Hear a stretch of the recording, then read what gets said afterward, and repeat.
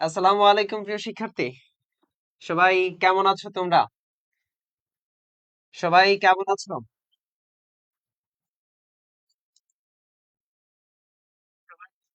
আমাকে জানাও সবাই সুস্থ আছো কিনা। দেলোয়ার হোসাইন, সঞ্জিদা, শিমু যুক্ত হয়েছে, হিমা বিশ্বাস যুক্ত হয়েছে। একটু ঝটপট আপনাদের যে ফ্রেন্ডস আছে, যে বন্ধু আছে, যে বান্ধবী আছে, সবাইকে একটু মেনশন করে শেয়ার করে দেন তো ক্লাসটা।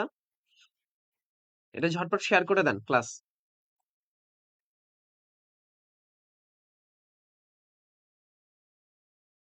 আলহামদুলিল্লাহ, আমিও ভালো আছি। আল্লাহ শুক্রিয়া। আমরা বলেছিলাম যে আমরা আজকেও সলভ ক্লাস নিব। আমরা ইফতারির আগ পর্যন্ত ইনশাআল্লাহ সলভ ক্লাস নিব।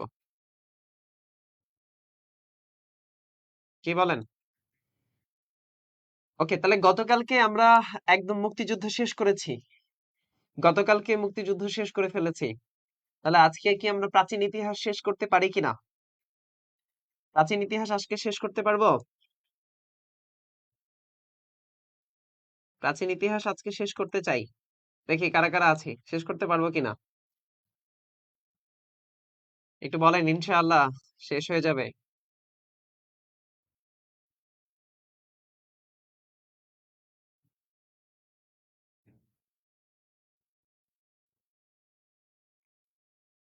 ইনশাআল্লাহ শেষ হবে, ইনশাআল্লাহ। ওকে, তাহলে আমরা কি শুরু করতে পারবো এখন? শুরু করি নাকি? ওকে, দেখেন। প্রশ্ন নাম্বার 1। প্রশ্ন 1। প্রশ্ন 1-এ কি বলছে? 1 নম্বর প্রশ্নের দিকে তাকান। দেখা যাচ্ছে আশা করি। কোন মুঘল সম্রাট তার শাসনকালে বাংলায় প্রতিষ্ঠা লাভে ব্যর্থ হয়েছিলেন? কমেন্ট দেখা যাবে, আপনি জাস্ট একটু সোয়াপ করেন তাহলে কমেন্ট দেখা যাবে। একটু সোয়াপ করেন তাহলে কমেন্ট দেখা যাবে। প্রশ্ন নাম্বার 1, কোন মুঘল সম্রাট কি বলেছে? কোন মুঘল সম্রাট তার শাসনকালে বাংলায় প্রতিষ্ঠা লাভে ব্যর্থ হয়েছিলেন?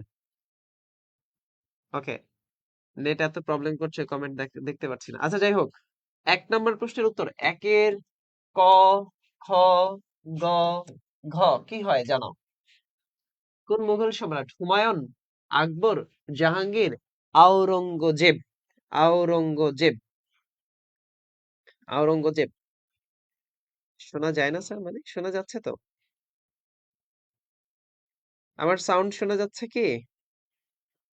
হ্যাঁ, শোনা যাচ্ছে, ক্লিয়ার, একদম ক্লিয়ার। Sound clear.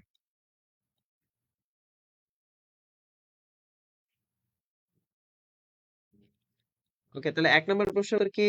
একের উত্তর ক বলেছে, হুমায়ুন। ওকে, হুমায়ুন, খেয়াল করেন। যারা দেখেন, সম্রাট হুমায়ুন, এই হুমায়ুনের সময়ে তিনি বাংলায় কি করেছিলেন? বাংলায় প্রতিষ্ঠা লাভে তিনি ব্যর্থ হয়েছিলেন, সম্রাট হুমায়ুন। ওকে, একের উত্তর হচ্ছে সম্রাট হুমায়ুন। আওরঙ্গজেব নে, আওরঙ্গজেব না, সম্রাট হুমায়ুন। একের উত্তর ক। আচ্ছা, 2 নম্বর প্রশ্নের দিকে তাকান। বাংলায় মুঘল সাম্রাজ্য প্রতিষ্ঠা করেন কে? সম্রাট আকবর, বাবর, হুমায়ুন, কোনটি নয়। বাবর 1526 সালে পানিপথের প্রথম যুদ্ধের মাধ্যমে মুঘল সাম্রাজ্য প্রতিষ্ঠা করেছিলেন, ইব্রাহিম লোদির মাধ্যমে, ইব্রাহিম লোদিকে পরাজিত করে। তাহলে এবার আমাকে বলেন যে বাংলায় কে মুঘল সাম্রাজ্য প্রতিষ্ঠা করে? বাংলায় মুঘল সাম্রাজ্য প্রতিষ্ঠা করে কে? তাহলে দেখেন, এই যে সম্রাট আকবর, এই আকবর বাংলায় মুঘল সাম্রাজ্য প্রতিষ্ঠা করেছিলেন। তাহলে 1 নম্বর প্রশ্নের উত্তর কি? সম্রাট। 2 নম্বর প্রশ্নের উত্তর সম্রাট আকবর। আকবর বাংলায় মুঘল সাম্রাজ্য প্রতিষ্ঠা করেছিলেন। আচ্ছা, 3 নম্বর প্রশ্নের দিকে দেখেন। খুব ডিপ লেভেলের কোশ্চেন, খুব ডিপ লেভেলের কোশ্চেন। নবাব সফররাজ খানের বাংলায় শাসন। ওই যে মুঘলদের মধ্যে 2 ধরনের শাসন দেখা যায়, একটা হচ্ছে নবাবী শাসন, আর একটা হলো সুবাদারি শাসন। সেই নবাবী শাসনের একজন হচ্ছে নবাব সফররাজ খান। তিনি বাংলায় কত সময় থেকে কত সময় শাসন করেছিলেন? প্রশ্ন 3। প্রশ্ন নাম্বার 3, বাংলায় সফররাজ খানের শাসন, নবাব সফররাজ খানের শাসন। প্রশ্ন 3, একটু 3-এর উত্তর নেওয়ার চেষ্টা করব। প্রশ্ন 3-এর উত্তর নিব। প্রশ্ন 3,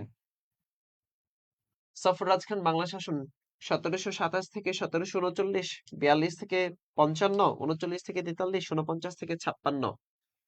3-এর সি বলছে। না জেনে উত্তর দেওয়াটা আসলে ঠিক নয়, বুঝে শুনে উত্তর দিতে হবে। তাহলে খেয়াল করেন, সফররাজ, এই নবাব সফররাজ তিনি 1727 থেকে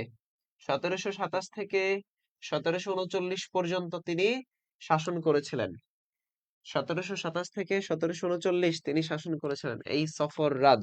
সফররাজ বাংলায় শাসন। ওকে, 4 নম্বর প্রশ্নের দিকে দেখেন।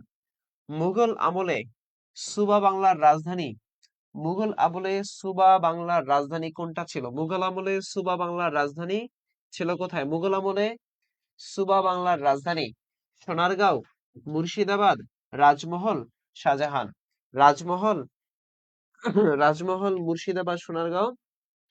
আচ্ছা, এটা শাহজাহান দিয়েছে, এটা অপশনটা অন্য কিছু হয়তো। কোথায়? সোনারগাঁয়ে ছিল, মুর্শিদাবাদে ছিল, নাকি রাজমহলে ছিল?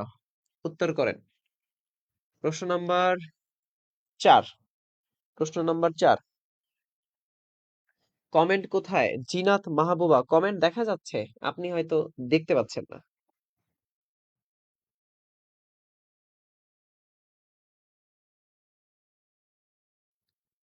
ওকে, তাহলে দেখেন, এই যে আমি জানি, আমি জানি এটা হচ্ছে এই 4 নাম্বার প্রশ্নের আরেকটা হচ্ছে ধোঁকা। এটা হলো আরেকটা ধোঁকা। 4-এর ক আমি জানি, আপনারা 4-এর ক দিবেন। 4-এর ক আপনারা দিবেন, এবং এটা জানা কথা, এটা জানা কথা। 4 নাম্বার প্রশ্নের উত্তর যে ক দিবেন, এটা জানা কথা। এবং এটা আরেকটা বড় ধোঁকা। এটা আরেকটা বড় ধোঁকা। দেখেন, এই যে এই মুঘল আমলে সুবা বাংলার রাজধানী ছিল রাজমহল। কোথায় ছিল? রাজমহল। রাজমহল ছিল। 4-এর 3। 4-এর 3। এটা একটা ধোঁকা কোশ্চেন, ঠিক আছে? ওকে, 5 নম্বর প্রশ্নের দিকে তাকান। প্রশ্ন নাম্বার 5।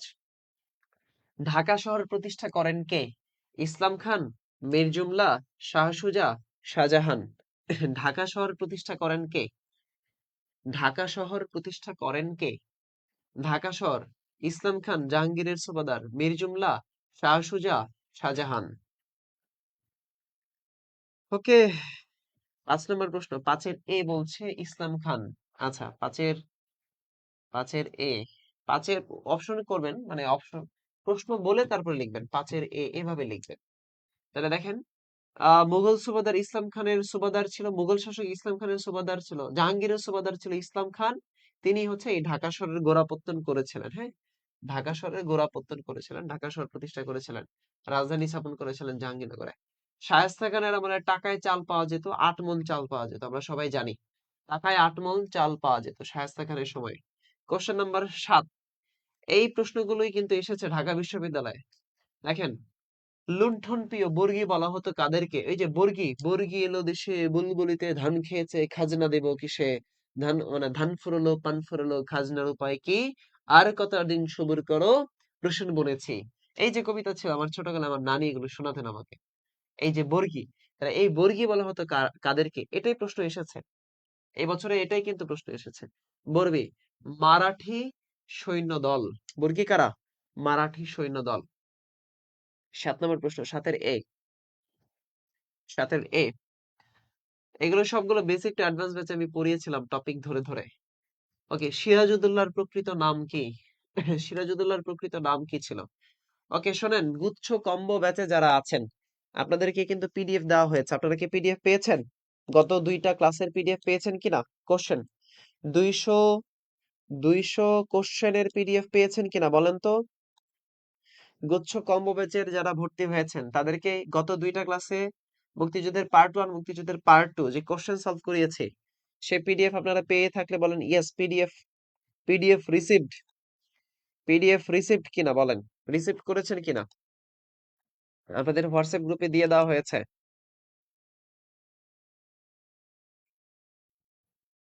পাইছেন? Yes, thank you. তাহলে 8 নম্বর প্রশ্নের দিকে তাকান। 8, প্রশ্ন 8। সিরাজউদ্দৌলার প্রকৃত নাম কি? উত্তর করেন। সিরাজউদ্দৌলার প্রকৃত নাম কি? মির্জা মুহাম্মদ, মির্জা আলম, মির্জা খলিল, মির্জা আজম। মির্জা আজম। ভর্তি হব কিভাবে?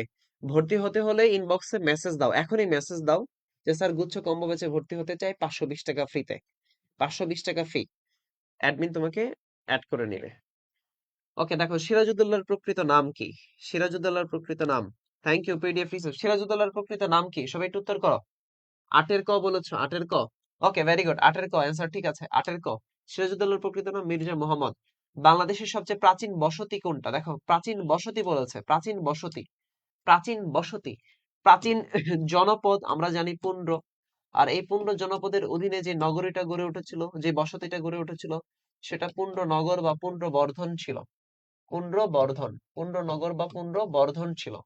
তাহলে দেখো সবচেয়ে প্রাচীন বসতি কোনটা? বসতি মানে নগরী, তাহলে বসতি হচ্ছে কোনটা? পুন্ড্র বর্ধন। নয়ের উত্তর হচ্ছে বি, নয়ের উত্তর বি। প্রশ্ন নাম্বার নয়ের উত্তর বি, নয়ের উত্তর বি। ওকে, 10 নম্বর প্রশ্নের দিকে দেখো। এইগুলো সেদিনও পড়িয়েছি। বাংলাদেশের সবচেয়ে প্রাচীনতম জনপদ কোনটা? তাহলে দেখো সোনারগাঁও না, ভুলুয়া হচ্ছে নোয়াখালীর পূর্ব নাম। এরপরে হচ্ছে পঞ্চগড় আছে, হরিকেল। তাহলে অপশন অনুযায়ী অ্যান্সার হবে এখানে হরিকেল। এখানে অপশন অনুযায়ী অ্যান্সার হচ্ছে হরিকেল। এখানে হরিকেল না থেকে যদি পুন্ড্র থাকতো, তাহলে আমরা প্রাচীন জনপদ পুন্ড্রকে আগে নিতাম। যেহেতু এখানে পুন্ড্র নাই, হরিকেল আছে, কাজেই হরিকেল আমরা দাগাচ্ছি। অ্যান্সার হরিকেল। 1 to 10 ডান কিনা? 1 to 10। এই পেড ব্যাচের শিক্ষার্থী যারা, তোমাদের প্রাচীন ইতিহাসের ক্লাস নিয়েছি গুচ্ছ ব্যাচে, এখন প্রাচীন ইতিহাসের কোশ্চেন সলভ হচ্ছে, প্রাচীন ইতিহাসের কোশ্চেন সলভ হচ্ছে। গুচ্ছ কম্বো ব্যাচের যারা আছো, তোমাদের প্রাচীন ইতিহাসের লেকচার 1 যেটা, সেটার 3টা পার্ট নিয়েছি। সেই 3টা পার্টের আজকে কোশ্চেন সলভ ক্লাস হচ্ছে। বুঝাইতে পারলাম? ওকে, 1 to ডান, আলহামদুলিল্লাহ, আলহামদুলিল্লাহ, 1 to ডান। ওকে, 1 to 10 ডান। এবার আসো, এবার আসো পরের কোশ্চেন, 11 নম্বর। বসে প্রাচীন বাংলার ইতিহাসে, এই দেখো প্রাচীন বাংলার ইতিহাসে গঙ্গা ও করতোয়া নদীর মধ্যবর্তী অঞ্চল, তোমাদেরকে বঙ্গ জনপদ যখন পড়াই, তোমাদেরকে যখন বঙ্গ জনপদ যখন পড়াই, তখনই কিন্তু আলোচনা করেছিলাম গঙ্গা, বলেছিলাম যে ভাগীরথী নদীর 2টা স্রোতধারা, গঙ্গা এবং পদ্মা, তাই না? গঙ্গা। তাহলে এই করতোয়া নদীর মধ্যবর্তী যে জনপদটা আছে, সেই জনপদটা কি? হরিকেল, পুন্ড্র? পুন্ড্র তো হবেই না, সমতট না, বরেন্দ্র। দেখো এই যে করতোয়া নদীর তীরে অবস্থিত, করতোয়া নদীর তীরে অবস্থিত কি বরেন্দ্র না? তাহলে গঙ্গার করতোয়া নদীর মধ্যবর্তী যে অঞ্চলটা আছে, বেশ একটু অ্যাডভান্স ব্যাচে দেওয়া হয়েছে কিনা আজকে দিয়ে দিব ইনশাআল্লাহ। ভিডিও ডাউনলোড হয়েছে, আজকে দিয়ে দিব। তাহলে দেখো, তাহলে এই যে গঙ্গা এবং করতোয়া নদীর মধ্যবর্তী অঞ্চল রাজশাহীর ওই অঞ্চলে, তাহলে 11 নম্বর উত্তর কি? 11 উত্তর হচ্ছে সি, বরেন্দ্র জনপদ। বরেন্দ্র জনপদ 11, সি বরেন্দ্র। আলাউদ্দিন খলজি, খলজি বংশের যিনি প্রতিষ্ঠাতা আলাউদ্দিন খলজি, এই আলাউদ্দিন খলজির প্রধান যে সেনাপতি ছিলেন, সেদিনও ক্লাসে বলেছিলাম মুঘল সাম্রাজ্য পড়াতে গিয়ে, মনে হয় নবাবী শাসন, এগুলো পড়াতে গিয়ে, যে আলাউদ্দিন খলজি, খলজি বংশের প্রতিষ্ঠাতা, তার তার যে সেনাপতি ছিল তার নাম হচ্ছে মালিক, মালিক কুফুর, মালিক কাফুর। তার সেনাপতির নাম কি? মালিক কাফুর। 12-র উত্তর হচ্ছে বি, 12-র বি। ওকে, 13 নম্বর কোশ্চেন। আমার ক্লাসের কথাগুলো একটু ভালো করে খেয়াল করো। আমি ক্লাসে কি বলেছিলাম? মূল্য ও বাজার নিয়ন্ত্রণ ব্যবস্থা প্রবর্তন করেন বলেছিলাম। দ্রব্য মূল্য এবং বাজার মূল্য নির্ধারণ করে দিয়েছিলেন একজন শাসক, যার কারণে তিনি তিনি বাংলার আকবর নামে প্রতিষ্ঠিত হয়েছিলেন, বাংলায় খুব সমাদৃত হয়েছিলেন। তাহলে এই 13 নম্বর কোশ্চেনটা অ্যান্সার করো তো। দ্রব্যের বাজার মূল্য নির্ধারণ করে দিয়েছিলেন কে, বা মূল্য ও বাজার নিয়ন্ত্রণ ব্যবস্থা প্রবর্তন করেন কে? ইলতুৎমিশ, দিল্লি সালতানাতের প্রতিষ্ঠাতা। বলবান খলজি, তিনি বলেছিলেন, গিয়াসুদ্দিন বলবান বলছিলেন ব্লাড এন্ড আয়রন নীতি। তারপরে তুগলক বংশের তুগলক প্রতিষ্ঠাতা, আর ওদিকে আছে আলাউদ্দিন খলজি, খলজি বংশের প্রতিষ্ঠাতা। তাহলে অ্যান্সার কি হবে? আলাউদ্দিন খলজি, 13 সি, আলাউদ্দিন খলজি। 14 নম্বর কোশ্চেন, একদম 100% পারার কথা। ফ্রান্সের রাজা লুই এর ন্যায় কোন সুলতান ঘোষণা করেন আই এম দ্য স্টেট? ফ্রান্সের রাজা লুই বলছিলেন আই এম দ্য স্টেট। তার মতো করে কে বলেছিলেন? জালালউদ্দিন খলজি, আলাউদ্দিন খলজি, বিন তুগলক, গিয়াসুদ্দিন বলবান। গিয়াসুদ্দিন বলবান বলেছিলেন যে ব্লাড এন্ড আয়রন পলিসি, এই নীতি গ্রহণ করেছিলেন। আর অপরদিকে আলাউদ্দিন খলজি যিনি, তিনি বলেছিলেন আই এম দ্য স্টেট, আমি রাষ্ট্র, আমি রাষ্ট্র। দেখো ক্লাসের কথাগুলো একটু রিকল করার চেষ্টা করো, ক্লাসের কথাগুলো একটু রিকল করার চেষ্টা করো, দেখবা খুব ইজিলি খুব ইজিলি তুমি ধরতে পারছো। এই গুচ্ছ পেইড ব্যাচের স্টুডেন্ট যারা আছো, ক্লাসে আলোচনা হয়েছে কিনা এই বিষয়গুলো নিয়ে? আশা করি তোমরা অ্যান্সার করতে পারবা। আর না করতে পারলে তোমার পোড়া কপাল। সোনার ও রূপার মুদ্রার পরিবর্তে প্রতীক তামার মুদ্রা ব্যবহার প্রচলন করেন কে? অ্যান্সার করো তো, অ্যান্সার করো। সোনা এবং রূপার পরিবর্তে তামার মুদ্রার প্রচলন করেছিলেন কে? এটাও পারার কথা। সোনা এবং রূপার পরিবর্তে তামার মুদ্রার প্রচলন করেছিলেন কে? 15 নম্বর প্রশ্ন।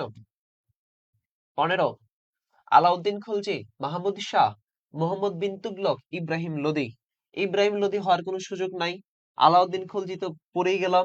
মাহমুদ শাহ হওয়ার কোনো সুযোগ সম্ভাবনা নাই, কারণ এই বাংলায় মোহাম্মদ বিন তুগলক, তুগলক বংশের সময়টাতে এই প্রতীক তামার মুদ্রার প্রচলন হয়েছিল। তাহলে 15 সি। এমনি সাইম বলছে 15 বি, না, 15 উত্তর হচ্ছে সি। 15 সি। আচ্ছা, এরপরের question, question number 16। Question number 16, ইতিহাসের প্রথম ক্লাসে বেসিক অ্যাফেয়ার্স ইতিহাস যখন পড়াই সেখানে আলোচনা করেছিলাম হিস্ট্রি গ্রন্থটা লেখা হয়। এই হিস্টোরিস, ইতিহাসের জনক হচ্ছে হেরোডোটাস। এই হেরোডোটাস যা তার যে গ্রন্থ হিস্টোরিস, তিনি ওই গ্রন্থে ইতিহাসের ব্যাখ্যা দিয়েছিলেন। তাহলে এবার যেহেতু ইতিহাসের জনক হচ্ছে হেরোডোটাস, এই ইতিহাস কোন সময়টাতে লেখা হয়েছে?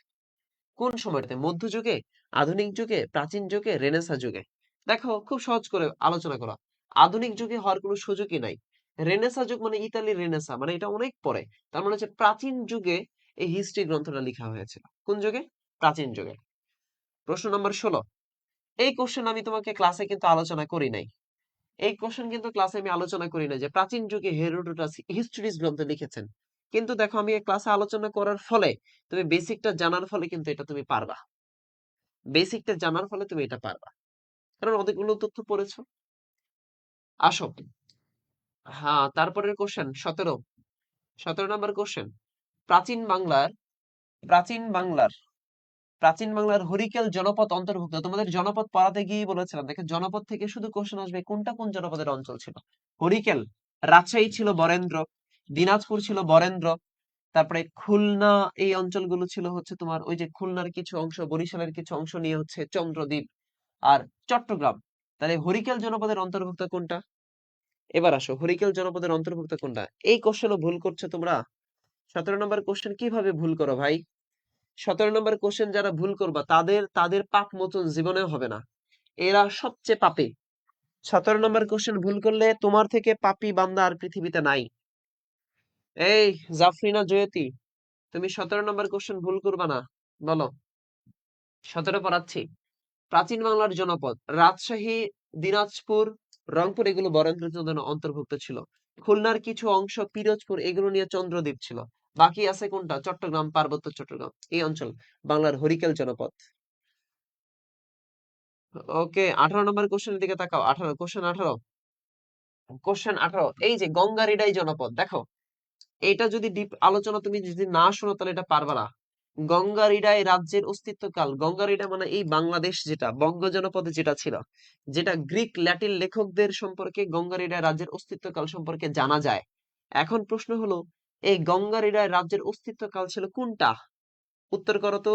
18 নম্বর প্রশ্ন, কোশ্চেন নাম্বার 18। যারা 18 না উত্তর করে 19 উত্তর করছো তাদের জন্য এক বালতি সমবেদনা। আগে তুমি এক বলো, তারপরে দুই বলো, আগে 18 বলো। ওকে, 18 নম্বর। তাহলে দেখো, এই যে খ্রিস্টপূর্ব 4 শতকের দিকে গঙ্গারিডাই রাজত্বের অস্তিত্বকাল ছিল। গঙ্গারিডাই পদ্মা এবং মানে ভাগীরথী নদীর যেই তীরবর্তী ত্রিভুজাকৃতির যেই জনপদটা ছিল, সেটাই ছিল গঙ্গারিডাই রাজ্য, যাদের এই জনপদের উল্লেখ পাওয়া যায় গ্রিক এবং ল্যাটিন লেখকদের। খ্রিস্টপূর্ব 4 শতকে এটা হয়েছিল। কোশ্চেন নাম্বার 19, প্রাচীন রার জনপদ কোথায় ছিল? রার, তাহলে বরিশাল ছিল চন্দ্রদ্বীপ এই জনপদ বঙ্গর অন্তর্ভুক্ত। বগুড়া ছিল হচ্ছে পুন্ড জনপদের অন্তর্ভুক্ত। তাহলে এখন অপশন বাকি আছে 3 আর 2, কুমিল্লা আর বর্ধমান, দুইটার মধ্যে। তাহলে কুমিল্লা নোয়াখালী কোন জনপদের অন্তর্ভুক্ত? এটা আমাকে আগে বলো। কুমিল্লা নোয়াখালী হচ্ছে ত্রিপুরা, হ্যাঁ, কুমিল্লা নোয়াখালী ত্রিপুরা জনপদের অন্তর্ভুক্ত। ওকে ফাইন, তাহলে কুমিল্লা বাদ, তাহলে বর্ধমান, অ্যান্সার হচ্ছে বর্ধমান। রার জনপদ, অ্যান্সার হচ্ছে বর্ধমান। এইভাবে কোশ্চেন এলিমিনেট করবে। শিফা জান্নাত, কমেন্ট দেখা যায় না ভাইয়া। আমি কমেন্ট দেখতে পাচ্ছি, সবার কমেন্ট দেখতে পাচ্ছি। এই দেখো তো, কেউ একজন বলো তো, বাকিরা কমেন্ট দেখতে পাও কিনা? বাকিরা দেখতে পাও কিনা? মানে এখানে যারা আছো বাকিরা দেখতে পাও কিনা?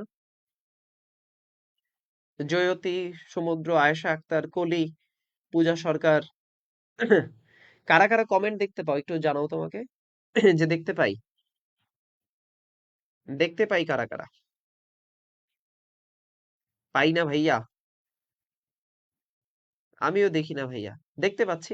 তুমি তোমার ফোনটা এরকম থাকে না লাইভে, তুমি বাম দিকে একটু সোয়াপ করো, দেখবা লাইভ কমেন্ট গুলো দেখা যাচ্ছে।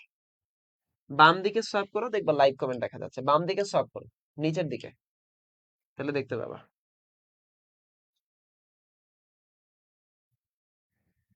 ভাইয়া কমেন্ট দেখতে পাই না, আমি দেখতে পাই। ওই যে যারা একটু ফেসবুক লাইট, দেখা যাচ্ছে, দেখা তো যাবে। ওকে, 1 to 19 done. 1 to 19 done. 20 number question, বাংলার প্রাচীনতম বন্দরের নাম কি? কোশ্চেন নাম্বার 20, বাংলার প্রাচীনতম বন্দরের নাম কি?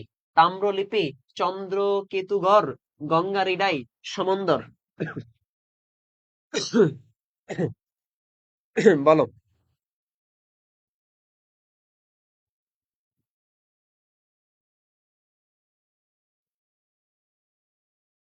20 নম্বর প্রশ্ন উত্তর করো। 20, কোশ্চেন নাম্বার 20। আজকে এই পিডিএফ এ কিন্তু প্রায় 200 কোশ্চেনের মতো আছে বোধহয়। এই পিডিএফ এর আজকে অনেকগুলো কোশ্চেন আছে, অনেক। আমরা আজকে সব সলভ করবো। বাংলার প্রাচীনতম বন্দরের নাম হচ্ছে সমন্দর বলেছে একজন, তাম্রলিপি বলেছে একজন, গঙ্গা রিডাই বলেছে একজন। এই বিশ্বের গঙ্গা রিডাই যারা বলছো, গঙ্গা রিডাই কিভাবে বাংলার প্রাচীনতম বন্দর হয়? ভালো করে খেয়াল করো। বাংলার প্রাচীনতম বন্দরের নাম হচ্ছে, এখানে অ্যান্সার দুইটা হতে পারে, একটা হচ্ছে তাম্র লিপি আর একটা হচ্ছে সমন্দর। তাম্রলিপি, অধিকাংশ জায়গায় তাম্রলিপি দেওয়া আছে, আবার কিছু কিছু জায়গায় সমন্দর দেওয়া আছে। বিশের উত্তর তো কোনোভাবেই গঙ্গার এটাই হওয়ার সুযোগ নেই। এটাও ধোঁকা কোশ্চেন। ওকে, ভারতের নেপোলিয়ন, প্রাচীন ভারতের নেপোলিয়ন বলা হতো কাকে? প্রাচীন ভারতের নেপোলিয়ন বলা হতো কাকে? হর্ষবর্ধন, হওয়ার কোনো সুযোগ নাই। তারপরে হচ্ছে কনিষ্ক। এই কনিষ্ক কে ছিলেন জানেন? এই কনিষ্ক ছিলেন, এই আপনার কি বলে এটাকে, চরক আছে না, এই চরক সংহিতা গ্রন্থ লিখেছিলেন এই কনিষ্ক। তিনি আয়ুর্বেদ চিকিৎসক ছিলেন। হ্যাঁ, কুষাণ সাম্রাজ্যের তিনি আয়ুর্বেদ একজন চিকিৎসক ছিলেন কনিষ্ক। সম্রাট অশোককে বলা হয় কনস্টান্টিনোপল। হ্যাঁ, তাহলে ভারতের নেপোলিয়ন বলা হয় কাকে? সমুদ্রগুপ্ত, হর্ষবর্ধন, অশোক, কনিষ্ক। দেখি কোশ্চেন নাম্বার 21। এই কোশ্চেন কারা কারা পারবে? যারা পারবে মোটামুটি তারা ভালো, তারা ডিপ আলোচনা জানে। ওকে, তাহলে প্রাচীন ভারতের নেপোলিয়ন বলা হতো সমুদ্রগুপ্তকে। কাকে? সমুদ্রগুপ্তকে। কথিরাজ উপাধি পেয়েছিলেন তিনি, এবং প্রাচীন ভারতের নেপোলিয়ন বলা হতো তাকে, সমুদ্রগুপ্ত। 21-এর সি, মহাকবি কালিদাস কোন যুগের কবি? দেখো, পাল যুগে। পাল হচ্ছে এই যে রাজা গোপালের মাধ্যমে পাল বংশ প্রতিষ্ঠাতা হয়েছিল, মাঝখানে অবসান ঘটিয়ে। সেনদেরকে পরাজিত করেছিল ইখতিয়ারউদ্দিন মোহাম্মদ বিন বখতিয়ার খলজি। ওদিকে বাংলার প্রাচীন যে রাজবংশ তার নাম হচ্ছে মৌর্য। আর এই যে গুপ্ত বংশ, এই গুপ্ত বংশে দাবা খেলার উৎপত্তি হয়েছিল। দাবা খেলার উৎপত্তি হয়েছিল। এই গুপ্ত বংশে যে 9 জন গুণী প্রতিভাবান ব্যক্তি ছিল তাদেরকে ছিল বলা হতো নবরত্ন। এই 9 জন গুণী প্রতিভাবান ব্যক্তির একজন হচ্ছে কালিদাস, যার মহাকাব্যের নাম হচ্ছে মেঘদূত। মেঘদূত, কালিদাসের মহাকাব্যের নাম হচ্ছে মেঘদূত। 22 নম্বর প্রশ্নের উত্তর হচ্ছে কালিদাস গুপ্ত যুগের কবি। 22-এর উত্তর হচ্ছে, 22-এর ক উত্তর কেমনে দাও? তোমার উপরে তো গজব পড়বে আল্লাহর। 22-এর উত্তর ক দিলে তো গজব পড়বে আল্লাহর, রোজা রমজান মাসে ঠাডা পড়বে। 22-এর উত্তর যদি তুমি কোনোভাবে ক দাও, অথবা খ দাও, অথবা গ দাও, তাহলে তোমার উপরে ঠাডা পড়বে আল্লাহ। এই ঠাডা থেকে বাঁচতে হবে। 23 নম্বর প্রশ্ন, কোশ্চেন নাম্বার 23। কোশ্চেন নাম্বার 23, মাৎস্যন্যায় কি নির্দেশ করে? দেখো তো, মৎস্যময় বাংলাদেশ কোনো সুযোগ নাই হবার, মাৎস্যময় ভারত কোনো সুযোগ নাই, আর রাজনৈতিক পরিস্থিতি, প্রাকৃতিক পরিস্থিতি। তাহলে অ্যান্সার হবে রাজনৈতিক পরিস্থিতি। আচ্ছা, এই কোশ্চেন কি তোমাকে কমন ফালানো যাবে? মাছরাঙা সম্পর্কে আমরা জানি কি? আইন শৃঙ্খলার অরাজক অবস্থা, পাল শাসনের সূচনা ঘটবে। তারপরে হচ্ছে হর্ষবর্ধনের কি বললাম, হর্ষবর্ধনের পতন ঘটবে, শশাঙ্কের মৃত্যু যেটা। তাহলে এই কোশ্চেন তুমি বেসিক অ্যাফেয়ার্স না পারলে কেমনে পারবা? 23 বি। ওকে, এর পরের কোশ্চেনও দেখো একই টাইপের কোশ্চেন। 24 নম্বর কোশ্চেনের দিকে তাকাও। 24, কোশ্চেন 24 কোথায় চলে গেল? এই যে কোশ্চেন 24, মাৎস্যন্যায় সম্পর্কে জানার উৎস কি? এই যে গুরুত্বপূর্ণ একটা কোশ্চেন। 25 নম্বর কোশ্চেন, 25 এবং 24 দুইটাই মাৎস্যন্যায় থেকে আসছে। 24 নম্বর, মাৎস্যন্যায় নির্দেশ করে কি? বক্তিয়ারের আগমন? না। রামপালের আগমন? না। আলেকজান্ডারের আগমন? না। মাৎস্যন্যায় নির্দেশ করে গোপালের আগমন, পাল বংশের প্রতিষ্ঠাতা গোপাল। 24 ডি। মাৎস্যন্যায় সম্পর্কে জানা যায়, জানার উৎসটা কি? তারানাথের গ্রন্থ? না। হর্ষচরিত? হর্ষবর্ধনের গ্রন্থ হচ্ছে হর্ষচরিত। আচ্ছা, সন্ধ্যাকর নন্দীর গ্রন্থ থেকে? আর্য মঞ্জুশ্রী মূলক কল্প থেকে? না। মাৎস্যন্যায় সম্পর্কে জানা যায় কার গ্রন্থ থেকে? এবার আমাকে একটু বলো। হর্ষবর্ধনে এই সন্ধ্যাকর নন্দীর যে গ্রন্থ, সেই গ্রন্থ থেকে মাৎস্যন্যায় সম্পর্কে জানা যায়। এখন আমাকে বলো, সন্ধ্যাকর নন্দীর সেই গ্রন্থের নামটা কি? এই যে সন্ধ্যাকর নন্দীর যে গ্রন্থ, সেই গ্রন্থটার নাম কি? সন্ধ্যাকর নন্দীর গ্রন্থের নাম কি? নিজের কমেন্টটাও দেখতে পাই না। কমেন্ট দেখা লাগবে না তোমার, স্বর্ণা অধিকারী। বলো, এই কি বললাম যে সন্ধ্যাকর নন্দীর গ্রন্থের নাম কি? তোমাদেরকে ইতিহাসে গ্রন্থ পড়িয়েছে একদম ধরে ধরে। সন্ধ্যাকর নন্দীর গ্রন্থ কি দেখি বলো তো? সন্ধ্যাকর নন্দীর গ্রন্থ?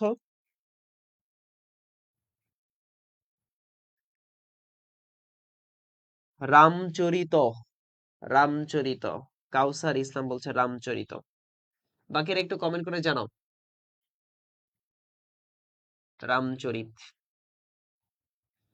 জাফরিনা সামির, মোহাম্মদ বাহারুল ইসলাম, তানহা ইসলাম। তানহা এখনো 25-এর বিতে আছে। ওকে, ঠিক আছে। এরপরে আসো 26 নম্বর কোশ্চেন, অসমাপ্ত অদ্ভুত সাগর। দেখো এই যে বলেই দিয়েছে, মানে চমৎকার কোশ্চেন। তোমাদের ক্লাসে আলোচনা করেছিলাম যে কিভাবে প্রশ্ন হতে পারে। দেখো আগেই বলছে অসমাপ্ত, মানে এই গ্রন্থটা সমাপ্ত হয় নাই। আমি বলেছিলাম যে এই দান সাগর অদ্ভুত সাগর গ্রন্থ রচনা করেছেন সেন বংশের একজন শাসক, কিন্তু এই গ্রন্থটা সমাপ্ত করেন আরেকজন শাসক। তাহলে দেখেন প্রশ্ন বলছে যে অসমাপ্ত অদ্ভুত সাগর গ্রন্থটি সমাপ্ত করেন কে? লক্ষণ সেন, বল্লাল সেন, আলাউদ্দিন খলজি, সম্রাট আকবর হওয়ার কোনো সুযোগ নাই। তাহলে সেনদের আমলে এই গ্রন্থ হয়েছিল, তাহলে লক্ষণ সেন নাকি বল্লাল সেন? বল্লাল সেন লিখেছিলেন এই দান সাগর এবং অদ্ভুত সাগর, কিন্তু সমাপ্ত করেছিলেন গিয়ে আবার লক্ষণ সেন। তাহলে আমি তোমার এই ক্লাসগুলো নেওয়ার প্রধান কারণটা কি? প্রধান কারণ হচ্ছে how to eliminate the option. তুমি কিভাবে বাদ দিবা, হাউ টু বাদ দেওয়া দা অপশন, তুমি কেমনে বাদ দিবা পরীক্ষার হলে, তুমি অটোমেটিক দুইটা অপশন কিভাবে বাদ দিবা, সেটাই আমি তোমাকে কোশ্চেন সলভের মাধ্যমে শেখাচ্ছি। এই যে অটোমেটিক তুমি বাদ দিয়ে দিবা আকবর, খলজি, সুযোগ নাই, কারণ এই গ্রন্থ সেনদের সময় রচিত হয়েছিল। তাহলে লক্ষণ সেন, বল্লাল সেন, বল্লাল সেন লিখছে, লক্ষণ সেন সমাপ্ত করেছে। ওকে, ডিউ টু পাবনা, আমি ওকে একটু ব্যান করে দিব। ডিউ টু পাবনা, এই এটা কে, কার আইডি, এটা আমি ব্যান করে দিব। কারণ ও হচ্ছে বুলেটের গতিতে আগাচ্ছে। তো তুমি বুলেটের গতিতে আগাও, আমার কাজ করার দরকার নাই তোমার। আমি তোমাকে পড়াচ্ছি 26, তুমি উত্তর করো 30। তোমার কোথায় কোথায়, মানে তুমি দরকার নাই তো, আমার ক্লাস করার তোমার কোনো দরকার নেই ভাই। আমি তোমাকে যখন যেটা বলবো সেটার উত্তর করার চেষ্টা করো ভাই। মনে আছে না, ওই ঘোড়ার গতিতে দৌড়ায় কোনো লাভ নাই, বিমানের গতিতে দৌড়ায় কোনো লাভ নাই, যদি আমি বুঝে বুঝে পড়ে পড়ে না যাইতে পারি। আমার সাথে স্লোলি স্লোলি আগাও, তাহলে আমি তো একসাথে তোমাদেরকে অনেক দ্রুত আগাতে পারতাম, এত স্লোলি কেন আগাচ্ছি? ওকে, কোশ্চেন নাম্বার 26, বাংলার প্রথম মুসলমান সুলতান কে ছিলেন? এই চমৎকার একটা কোশ্চেন। দেখো আমি তোমাদের ক্লাসে আলোচনা করেছি, শুধু লাইনটা একটু অন্যভাবে লিখিয়েছিলাম। বাংলার প্রথম সুলতান কে? সফররাজ খান, ইলিয়াস শাহ, হোসেন শাহ, বখতিয়ার খলজি। বাংলার প্রথম সুলতানকে মুসলমান বলেছে। তাহলে বাংলায় যে মুসলিম শাসন ছিল, বাংলায় যে মুসলিম শাসন ছিল, সেই মুসলিম শাসনের কার হাত ধরে এসেছিল মনে আছে? সেনদেরকে হটিয়েছিল ইখতিয়ার উদ্দিন মোহাম্মদ বিন বখতিয়ার খলজি, বাংলায় মুসলিম শাসন প্রতিষ্ঠা করেন। তাহলে বাংলার প্রথম মুসলিম শাসনকে? ইখতিয়ার উদ্দিন মোহাম্মদ বিন বখতিয়ার খলজি। 27-এর সি যারা বলছো তারা ইতিহাস এখনো ভালো করে পড়োনি। ইখতিয়ার উদ্দিন মোহাম্মদ বিন বখতিয়ার খলজি। দেখো কিভাবে কোশ্চেন, এটা ধোকা কোশ্চেন, ধোকা কোশ্চেন নাম্বার ধোকা। এটা একটা ধোকা কোশ্চেন, এটা ইতিহাস না জানলে পারবা না, ধোকা। ওকে, 28 নম্বর প্রশ্নটার উত্তর দাও।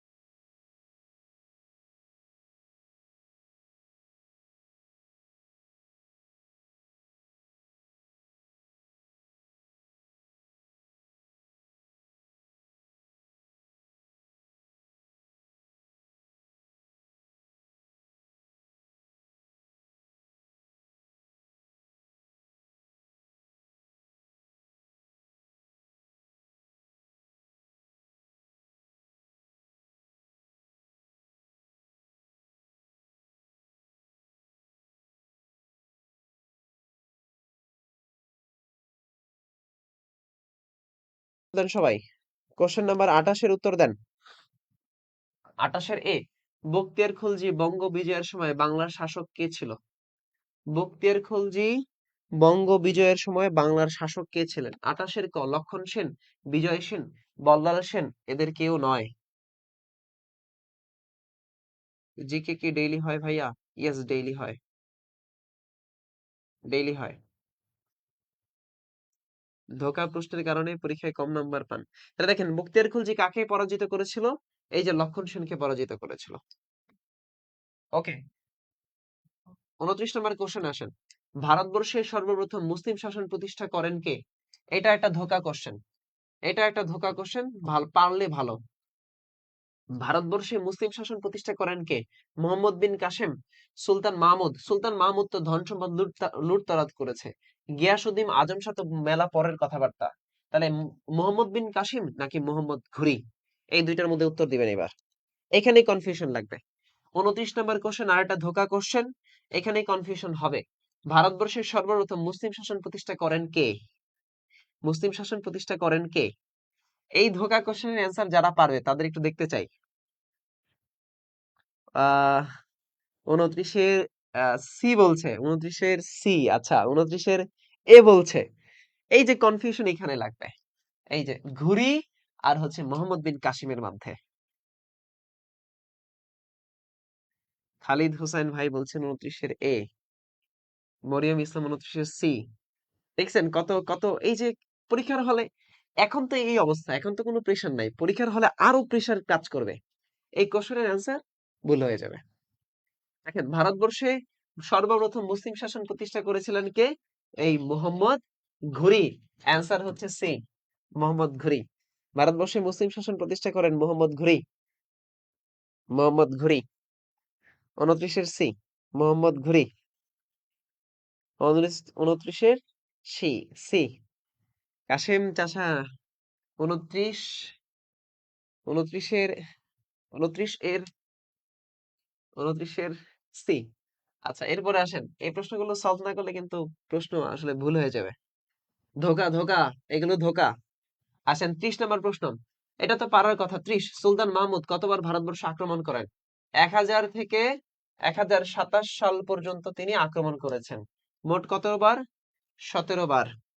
মোট 17 বার। 30-এর বি, মোট 17 বার। মোট 17 বার। কাসিম প্রথম বিজয় করেছে, হ্যাঁ। এই যে মোহাম্মদ বিন কাসিম, তিনি বিজয় করেছিলেন, সিন্ধু বিজয় করেন, কিন্তু মুসলিম শাসন প্রতিষ্ঠা করতে পারেন নাই। তিনি অভিযান পরিচালনা করেছিলেন। যে প্রশ্নটা করবেন সেটা স্ক্রিনের মাঝে রাখলে ভালো হয়। তো স্ক্রিনের মাঝেই তো আছে, স্ক্রিনের মাঝেই আছে। কারণ দুইটা পার্ট তো, ওদিকেও প্রশ্ন আছে, যার কারণে। ওকে, নাও স্ক্রিনের আর জুম করলে ওটা হয়ে যাবে। আচ্ছা, তোমার জন্য আরেকটু কোশ্চেন কততে ছিলাম?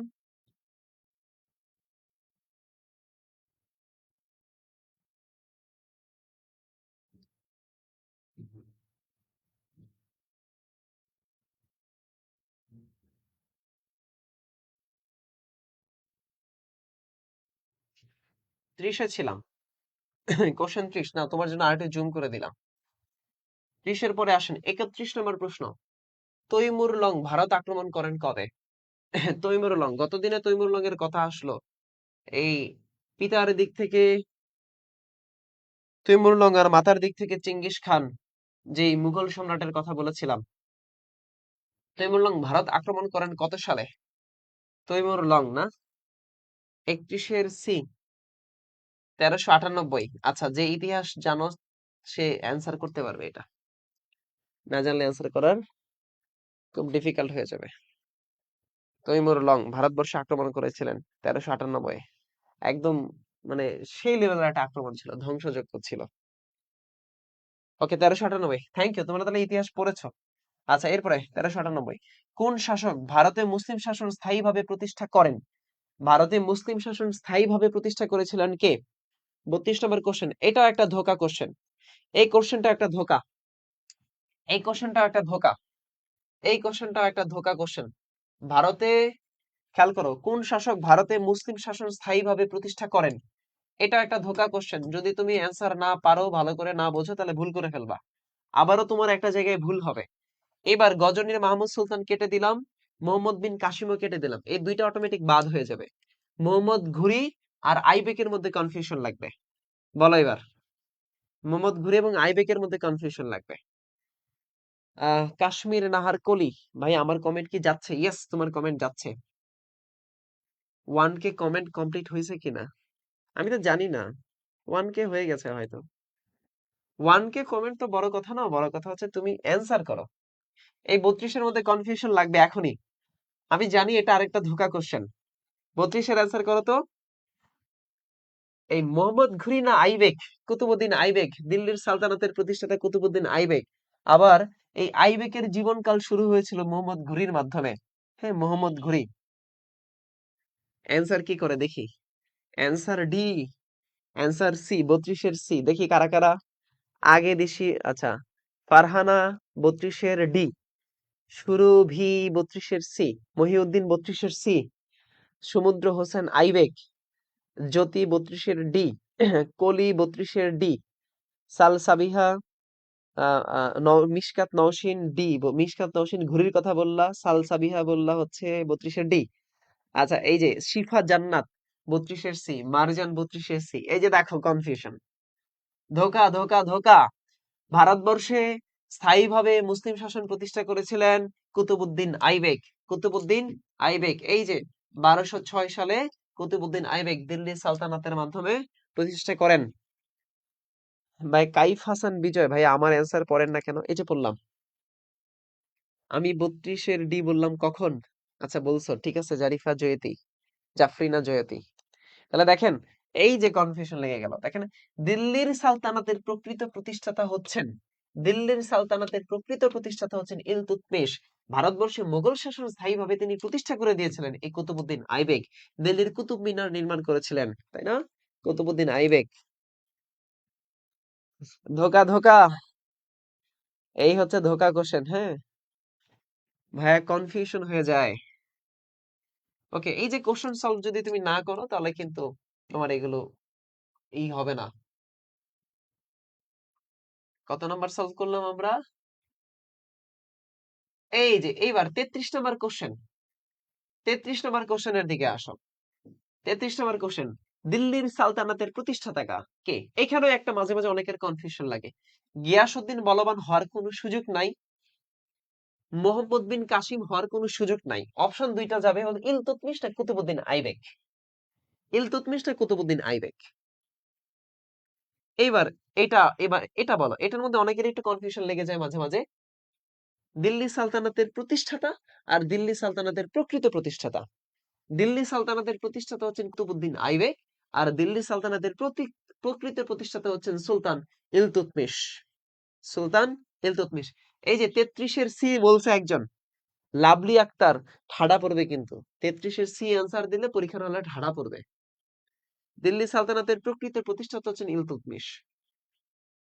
আসেন 34 নম্বর কোশ্চেনের মধ্যে দেখেন, নিম্নের কোন মুঘল সম্রাটের মধ্যে কে প্রথম আত্মজীবনী লিখেছিলেন? নিজেই নিজের আত্মজীবনীমূলক গ্রন্থ লিখেন। আকবর, বাবর, শাহজাহান, হুমায়ুন। দেখেন অপশন বাদ দেন তো। এই আকবরের আত্মজীবনীমূলক গ্রন্থ লিখেছেন আকবরনামা, বা কি বলে এটাকে, এই আকবরনামা যেটা লিখেছিলেন হচ্ছে আবুল ফজলের আইনি আকবরী গ্রন্থ, আকবর বাদ। এরপরে আসেন শাহজাহান, বাবর, হুমায়ুন। শাহজাহান, বাবর, হুমায়ুন, এই তিনটার মধ্যে আসেন।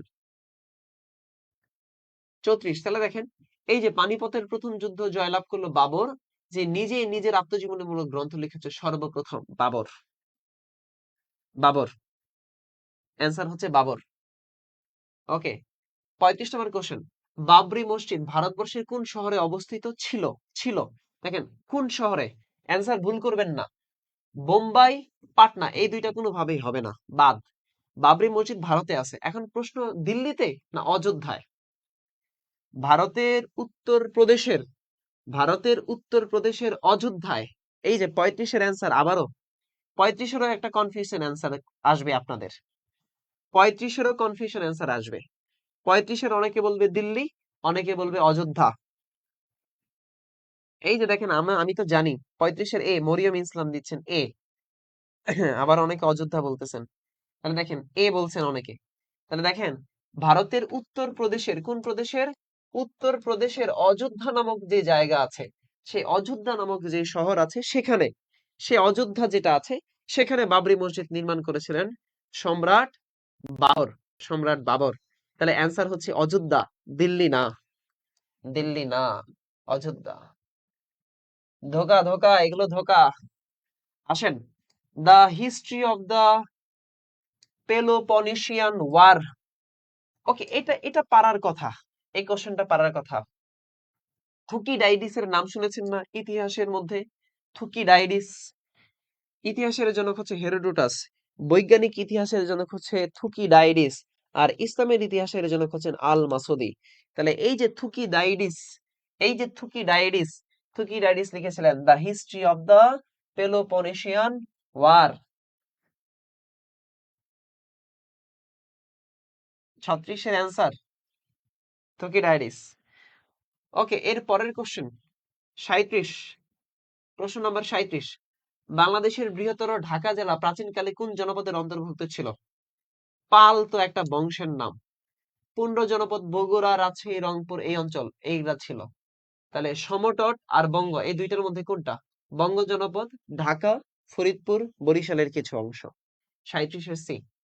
38 নম্বর কোশ্চেন, কুষ্টিয়া জেলা কোন জনপদের অন্তর্ভুক্ত ছিল? কুষ্টিয়া। 38 উত্তর করেন তো ভাই, 38।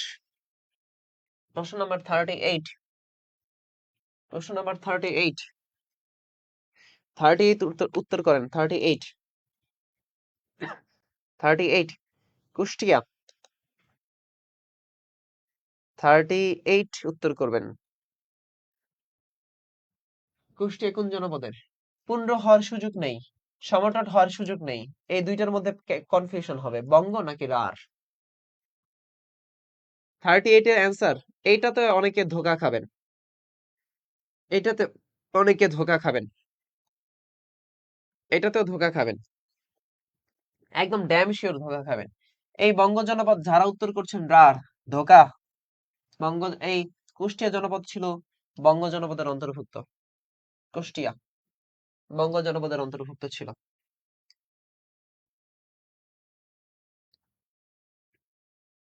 ওকে, 38-এর বি যারা দিচ্ছেন দিলীপ কুমার রায় ভাই, ধোকা ধোকা। 38-এর এ। ওকে, এরপরে আসেন 38-এর পরে আসেন 39 নম্বর প্রশ্ন। 39-এর দিকে তাকান, বর্তমানে বৃহত্তর বরিশাল, ফরিদপুর প্রাচীনকালে কোন জনপদের অন্তর্ভুক্ত ছিল? তাহলে বরিশাল এবং ফরিদপুর প্রাচীনকালে বঙ্গ জনপদের অন্তর্ভুক্ত ছিল। ওকে, মূল্য ও বাজার নিয়ন্ত্রণ ব্যবস্থা প্রবর্তন করেন কে? আলাউদ্দিন খুলজি, এটা তো একবার দেখলাম। 40, 41 নম্বর কোশ্চেন দেখেন, 41, ভারতীয় উপমহাদেশের প্রথম সাম্রাজ্যের নাম কি? ভারতীয় উপমহাদেশের মহাদেশের মধ্যে প্রথম সাম্রাজ্যের প্রথম রাজবংশের নাম কি? 41-এর উত্তর তো পারার কথা। 41। ভারতীয় উপমহাদেশে প্রথম যেই সাম্রাজ্য আছে সেই সাম্রাজ্যের নাম কি? 41 পারার কথা। 41 ইজিলি অ্যান্সার করে ফেলেন তো, ধুপধাপ।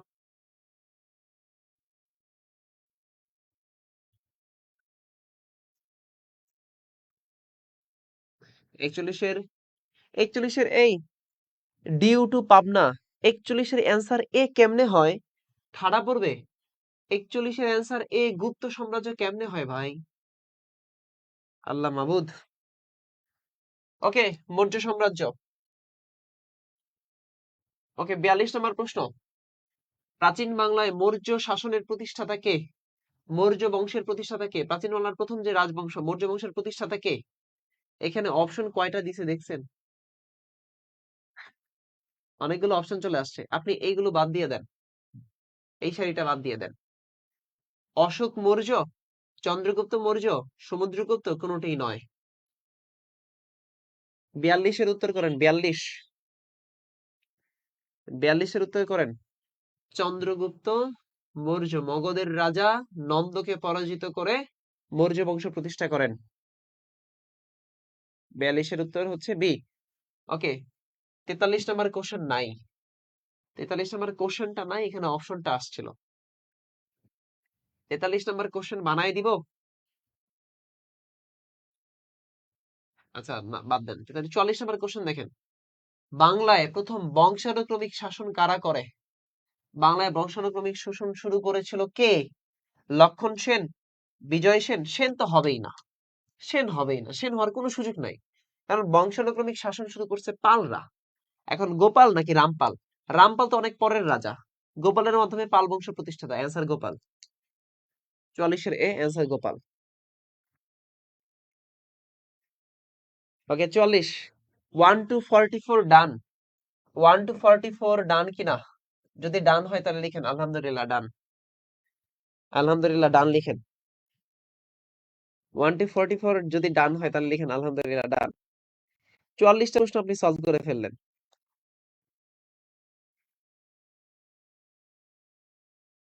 দেখি। ওকে, আমার এই এই কোশ্চেন সলভ ক্লাস আজকে 3 নাম্বার চলছে, হ্যাঁ? 3 নাম্বার সলভ ক্লাস চলছে। প্রথম এবং দ্বিতীয় সলভ ক্লাসটা কারা কারা করেছেন একটু কমেন্ট করেন তো। প্রথম এবং দ্বিতীয় সলভ ক্লাস কারা কারা করেছেন কমেন্ট করেন।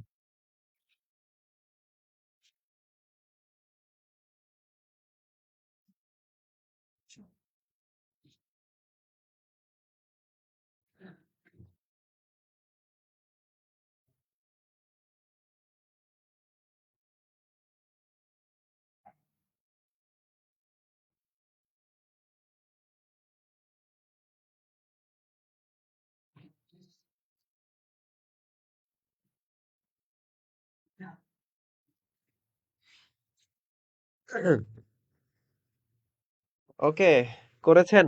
Thank you. আসেন। 44 ডান।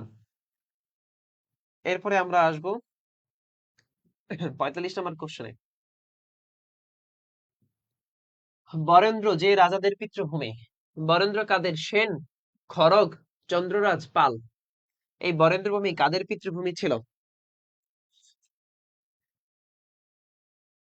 বরেন্দ্র ভূমি কাদের পিতৃভূমি ছিল? আজকে প্রথম ক্লাস করছো? প্রাণ প্রাণ প্রতিম আজকে প্রথম ক্লাস করছেন? ভাইয়া কখনো দেখছেন এই টপিক থেকে জিএসটি তে কোশ্চেন আসতে? আমাকে একজন প্রশ্ন করলো, কখনো দেখেছেন কি এই টপিক থেকে জিএসটি তে কোশ্চেন আসতে? না ভাই, দেখি নাই তো কোশ্চেন আসতে। ওকে, দেখি নাই ভাই কোশ্চেন আসতে, এমনি পড়াচ্ছি। ওকে, আসেন। বরেন্দ্র যে রাজাদের পিতৃভূমি ছিল। বরেন্দ্র যে রাজাদের পিতৃভূমি ছিল। বরেন্দ্র কাদের পিতৃভূমি ছিল? বরেন্দ্র পিতৃভূমি ছিল ক অ্যান্সার করেছেন পাল রাজাদের। বা ইকোনমিক্স, সিভিক্স, জিওগ্রাফি ক্লাসগুলো কবে নেবেন ভাই? পেট বেঁচে ক্লাস হবে। ওকে, 45-এর উত্তর কি দিয়েছেন? পাল রাজারা। 45-এর এ দিয়েছেন, থ্যাংক ইউ। ওকে, এরপরে আসেন। মোহাম্মদ ঘুরি ও পৃথ্বীরাজ চৌহানের মধ্যে দ্বিতীয় তরাইনের যুদ্ধ কত সালে হয়? 1191 সালে তরাইনের প্রথম যুদ্ধ হয় এবং 1192 তরাইনের দ্বিতীয় যুদ্ধ হয়। 1192 যেটা, সেটাই উত্তর। তরাইনের দ্বিতীয় যুদ্ধে কে পরাজিত হন? তরাইনের দ্বিতীয় যুদ্ধে পরাজিত হলো কে? তাহলে মোহাম্মদ ঘুরি জয়লাভ করছে, পৃথ্বীরাজ চৌহানের মধ্যে হয়েছিল। তাহলে পৃথ্বীরাজ চৌহান এখানে পরাজিত হয়েছে, তাহলে জয়লাভ করলো মোহাম্মদ ঘুরি। আচ্ছা, 48 নম্বর কোশ্চেন। প্রাচীন জনপদগুলোকে একত্রিত করে গৌড় রাজ্য প্রতিষ্ঠা করেন কে? এই যে গৌড়ের প্রতিষ্ঠাতা কে? এই গৌড় রাজ্যের প্রতিষ্ঠাতা কে? রাজা শশাঙ্ক। রাজা শশাঙ্ক। গৌড়ের প্রতিষ্ঠাতা হচ্ছে রাজা শশাঙ্ক। 48-এর সি। 49, মহাসামন্ত কার উপাধি ছিল? দেখো, বলেছি মহাসামন্ত, গৌড়রাজ, গৌরেশ্বর, রাজাধিরাজ এইসব উপাধি গ্রহণ করেছিলেন।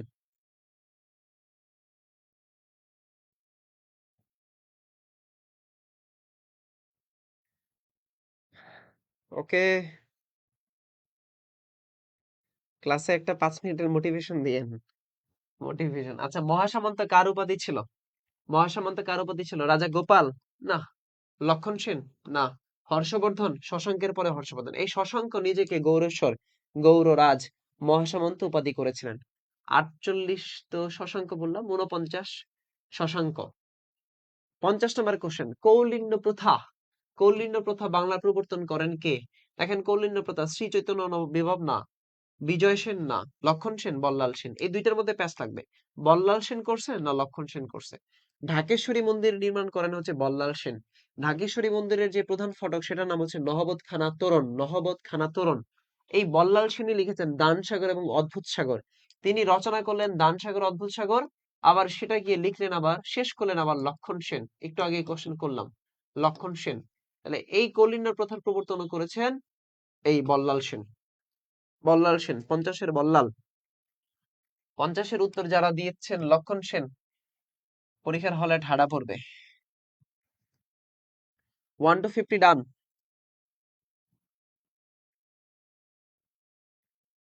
ওকে, আজকে ইফতেখার আহমেদ, যিনি ভাসানটেক গভর্নমেন্ট কলেজে পড়াশোনা করেছেন, ইফতেখার আহমেদ, আমরা আনুষ্ঠানিকভাবে মিহির সিরিজ সহ, আরো 1 ঘন্টা, মিহির সিরিজ সহ আমাদের সাথে যত যত পেজ আছে সকল পেজ থেকে ইফতেখার আহমেদকে আমরা আনুষ্ঠানিকভাবে ব্যান ঘোষণা করলাম। ব্যান, আনুষ্ঠানিকভাবে, আনুষ্ঠানিকভাবে আমরা তাকে ব্যান করে দিয়েছি। ধন্যবাদ। আনুষ্ঠানিকভাবে তাকে আমরা ব্যান করে দিয়েছি, কারণ যারা ক্লাস করতে চায় না তারা, ও তো সর্বজান্তা, তাই বলছে এই ধরনের কথা।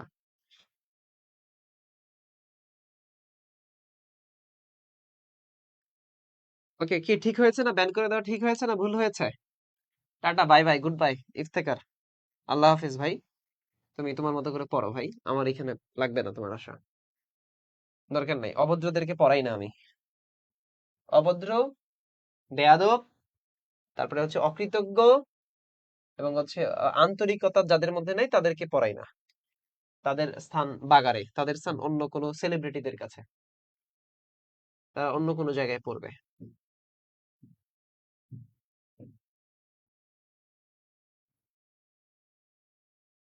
ওকে, 50 পর্যন্ত ডান না? ওকে, 50 পর্যন্ত ডান যদি হয়ে যায়, তাহলে 51 নম্বর কোশ্চেনের দিকে তাকাও তো ভাই। Question number 51।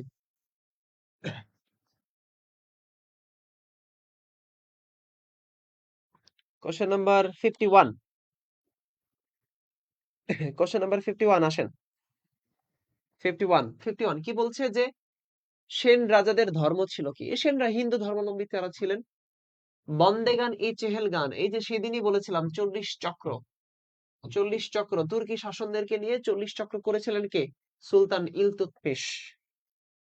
52 এ সুলতান ইলতুৎমিশ তিনি একজন দল গঠন করেছিলেন তুর্কি সৈন্যদের নিয়ে, যার নাম ছিল 40 চক্র বা বন্দেগান ই চেহেলগান। দিল্লির সিংহাসনে অধিষ্ঠিত প্রথম নারীকে, মুসলিম নারী, ওই যে সুলতানা রাজিয়া, দিল্লির সিংহাসনে বসছিল প্রথম নারী? সুলতানা রাজিয়া। ইজি কোশ্চেন লাগছে না? ইজি লাগছে না? এই যারা পেট বেচের শিক্ষার্থী আছে, ইজি লাগছে কি কোশ্চেন, না খুব হার্ড লাগছে? কোশ্চেন কি ইজি লাগছে না হার্ড লাগছে? কোশ্চেন কি খুব হার্ড লাগছে? এই কোশ্চেন গুলো হার্ড লাগছে?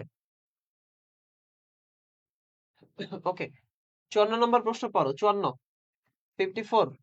পারস্যের কবি হাফিজকে বাংলাদেশে আমন্ত্রণ জানিয়েছিলেন কোন শাসক? পারস্যের কবি হাফিজকে আমন্ত্রণ জানিয়েছেন কোন শাসক? কোন শাসক? আলাউদ্দিন হোসেন শাহ, রুকন উদ্দিন বারাকাত শাহ? না, এটা হবেই না।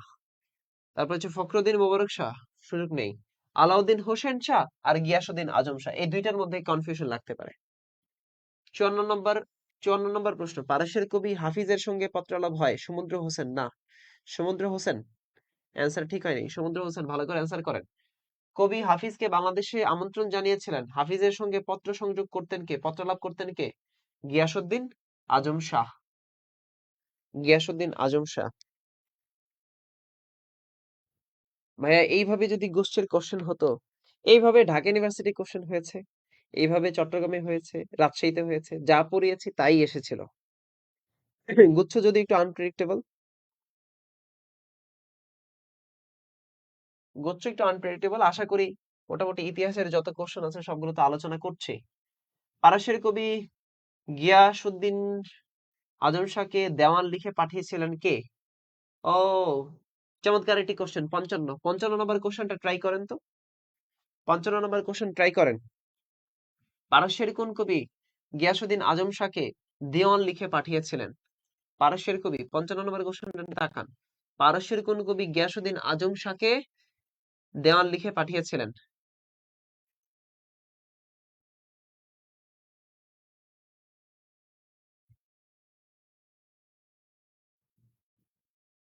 হাফিজ, হাফিজ সিরাজি। 55 নম্বর কোশ্চেন তো পারার কথা সবার। 55, হাফিজ সিরাজি। ইয়েস, হাফিজ সিরাজি। আচ্ছা, 56। এই যে গতকালকে মনে হয় আলোচনা করছিলাম এই 56 নম্বর কোশ্চেন নিয়ে। ফতোয়া ই আলমগীরি কোন মুঘল সম্রাট সম্পর্কিত? সম্রাট বাবর, আকবর, জাহাঙ্গীর, আওরঙ্গজেব?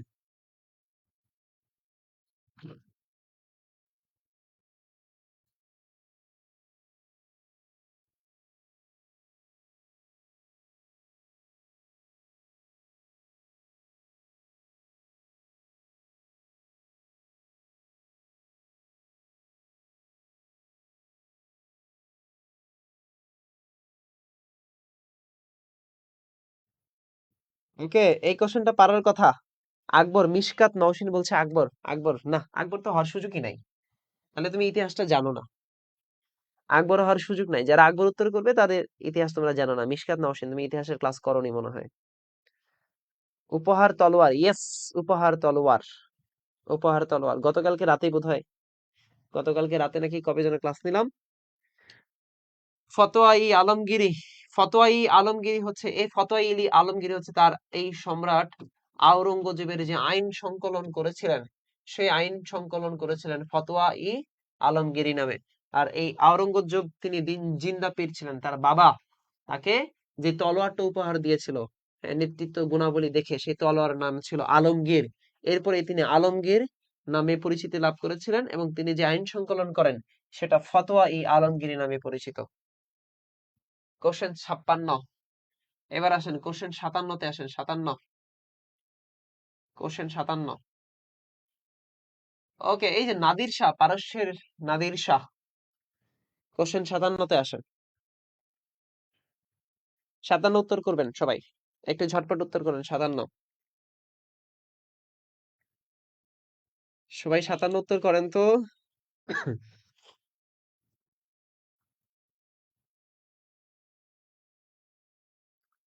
Question number 57। আমরা ইফতারের আগ পর্যন্ত থাকবো কিনা? আমরা ইফতারের আগ পর্যন্ত থাকবো কিনা বলেন। তার আগে আপনি এই রমজান মাসে প্রতিজ্ঞা করেন, ইফতারের আগ পর্যন্ত আপনি, এই রমজান মাসে আপনি প্রতিজ্ঞা করছেন কি ইফতারের আগ পর্যন্ত আপনি ক্লাসটা করবেন? ইফতারের আগ পর্যন্ত আপনি ক্লাসটা করবেন কিনা, এটা আগে বলেন তো ভাই। কষ্ট করে তো আমিও ক্লাস নিচ্ছি, তাই না? কষ্ট করে আপনিও আপনিও হচ্ছে পড়ছেন।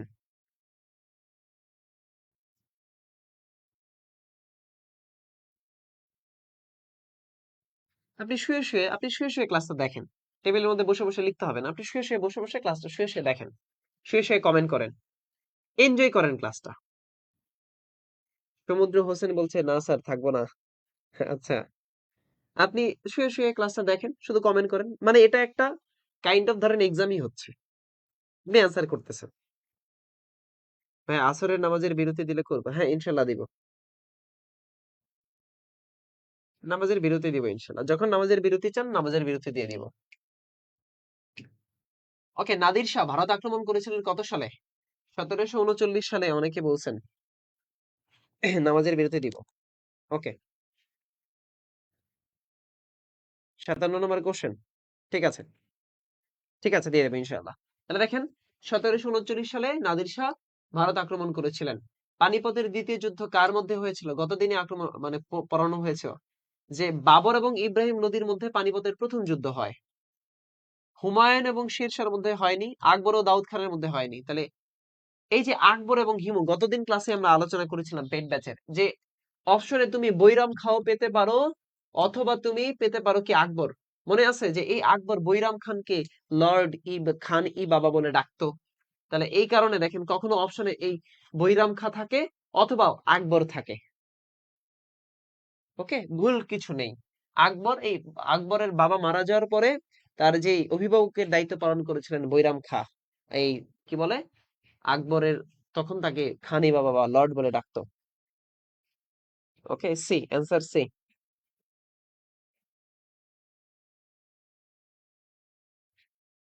ওকে, আচ্ছা এরপরে কোশ্চেন 59।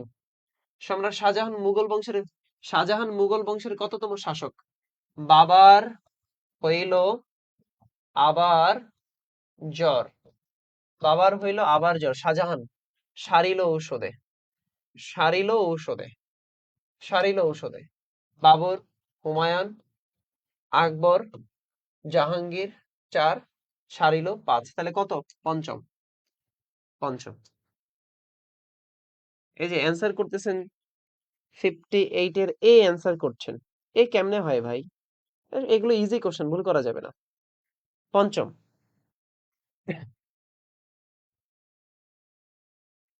এই কোশ্চেন গুলো ভুল করা যাবে না, কোনোভাবেই ভুল করা যাবে না। ওকে, এরপরে আসেন পরের কোশ্চেন। সম্রাজ্ঞী নূরজাহান। এই সম্রাজ্ঞী নূরজাহান, এই যে বলছিলাম নূরজাহান মানে হচ্ছে জগতের আলো। জগতের আলো, সেদিন ক্লাসে আলোচনা করলাম নূরজাহান মানে হচ্ছে জগতের আলো। দেখো জগতের আলো, তার প্রকৃত নাম কি ছিল? মেহেরুন নেসা। কার স্ত্রী ছিলেন? এই যে জগতের আলো কার স্ত্রী ছিলেন? নূরজাহানের স্বামীর নাম কি? নূরজাহান কার স্ত্রী ছিলেন বলেন তো, দেখি পারেন কিনা। নূরজাহান কার স্ত্রী ছিলেন? নূরজাহান কার স্ত্রী ছিলেন এটা আগে বলেন।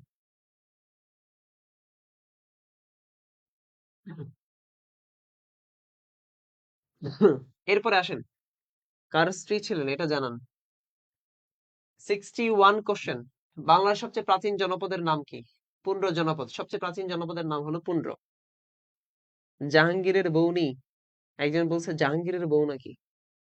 জাহাঙ্গীর, সম্রাট জাহাঙ্গীরের স্ত্রী। আচ্ছা, প্রাচীন বাংলার কোন অঞ্চলটি পূর্বাংশে অবস্থিত ছিল? 62 নাম্বার কোশ্চেনটা একটু দেখেন তো পারেন কিনা। 62, প্রাচীন বাংলার কোন অঞ্চলটি পূর্বাংশে অবস্থিত ছিল? বাংলাদেশের সর্বপূর্ব দিকের জনপদ কোনটা? বাংলাদেশের সর্বপূর্ব দিকের জনপদ কোনটা? মনে আছে বাংলাদেশের সর্বপূর্ব দিকের জনপদ? একটা লাইনই বলেছি, যদি বলে বাংলাদেশের সর্বপূর্ব দিকের জনপদ হরিকেল জনপদ, সিলেট অঞ্চল নিয়ে যে জনপদ গঠিত হয়েছিল। তাহলে বাংলাদেশের সর্বপূর্ব দিকে পূর্বাংশে আছে কোনটা? হরিকেল। অ্যান্সার হরিকেল। 62। সমট কেমনে হয়? এই বেটা, সমতট কেমনে হয়? সমতট তো হচ্ছে কুমিল্লা নোয়াখালী নিয়ে। তাহলে সমতট কেমনে দেন? মাথার মধ্যে একটু ঘিলু কাজ করান। মাথার মধ্যে একটু ঘিলু কাজ করান। মাথার মধ্যে তো ঘিলু নাই। দেখেন, রাজা কনিষ্ক কোন বংশের শাসক ছিল? এই যে একটু আগে আমি পড়াচ্ছিলাম, একটু আগে এই কনিষ্ক নিয়ে ওখানে একটা কোশ্চেন সলভ করেছিলাম, বলেছিলাম এই কনিষ্ক ছিল কুষাণ বংশের, যিনি গ্রন্থ লিখেছিলেন চরক সংহিতা, যিনি একজন আয়ুর্বেদ চিকিৎসাবিদ ছিলেন, আয়ুর্বেদ শাস্ত্র বিশারদ ছিলেন। তাহলে রাজা কনিষ্ক 63। রাজা কনিষ্ক কোন শাসক ছিলেন? মৌর্য না, গুপ্ত না, দেব না, কুষাণ বংশের তিনি একজন শাসক ছিলেন রাজা কনিষ্ক। কুষাণ। ওকে, এই যে এর পরের কোশ্চেনটা দেখেন চলে আসছে, মুখের কথা মুখেই ছিল, কোশ্চেন চলে আসছে। চরক ছিলেন, এই চরক ছিলেন কি? একজন আয়ুর্বেদ শাস্ত্র বিশারদ। আয়ুর্বেদ শাস্ত্র বিশারদ। কিছু কিছু বইয়ে চিকিৎসাবিদ আছে, এটা ভুল, চিকিৎসাবিদ না। তিনি ছিলেন অ্যাকচুয়ালি আয়ুর্বেদ শাস্ত্র বিশারদ, এবং তার একটা গ্রন্থ ছিল চরক সংহিতা, এটা হচ্ছে তার গ্রন্থ। এই আয়ুর্বেদ চিকিৎসা নিয়ে তিনি গ্রন্থ লিখেছেন। যদি আয়ুর্বেদ শাস্ত্র বিশারদ না থাকতো, তাহলে আমি চিকিৎসক নিতে পারতাম, চিকিৎসাবিদ নিতে পারতাম। অ্যান্সার, অ্যান্সার নিতে পারতাম। ওকে, এরপরে 65, কোশ্চেন 65, ভারতবর্ষে কোন যুগের ভাস্কর্যকে ধ্রুপদী বলা হয়? ভাস্কর্য ধ্রুপদী বলা হয় কোন যুগের ভাস্কর্যকে? অ্যান্সার করেন তো সবাই। 65 অ্যান্সার পারার কথা আপনাদের, ক্লাসে আলোচনা হয়েছে।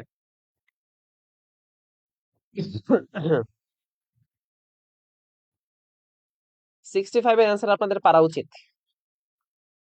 কাশ্মীর নাহারকলি, মিশকাত নওশিন গুপ্ত যুগের, আলিপ্ত দে, পুনম আগারওয়াল, সমুদ্র হোসেন গুপ্ত ধ্রুপদী। আচ্ছা, গুপ্ত যুগের পূজা সরকার 65 বি, সিরাজুল ইসলাম 65 বি। ওকে, দেখেন 65, তাহলে এই যে গুপ্ত যুগের যে ভাস্কর্য আছে এদেরকে বলা হতো ধ্রুপদী ভাস্কর্য। কৈবর্ত বিদ্রোহের নেতা কে ছিলেন? কৈবর্ত বিদ্রোহের নেতা কানু কৈবর্ত, অশোক, দিব্য কৈবর্ত। অ্যান্সার করেন তো। 66 অ্যান্সার করেন, আশা করি পারার কথা। কৈবর্ত বিদ্রোহ, কৈবর্ত বিদ্রোহ। স্যার আমার এখানে কমেন্ট দেখা যাচ্ছে না, কেন যে দেখা যায় না বোন তোমার দেলোয়ার হোসেন, আমি তো জানি না ভাই। সবার কমেন্ট থেকে দেয় দিব্য। ওকে, থ্যাংক ইউ, দিব্য অ্যান্সার। নেতা কে ছিলেন? দিব্য। ওকে, এর পরের দিকে আসেন। 67, পাল শাসনামলে রচিত একটি কাব্য হলো গীত গোবিন্দ, মনসামঙ্গল, চণ্ডীমঙ্গল, রামচরিত। পাল শাসনামলে একটা কাব্য গ্রন্থের নাম বলেন, পাল শাসনামলে, পাল শাসনামলের কাব্য গ্রন্থ কোনটা?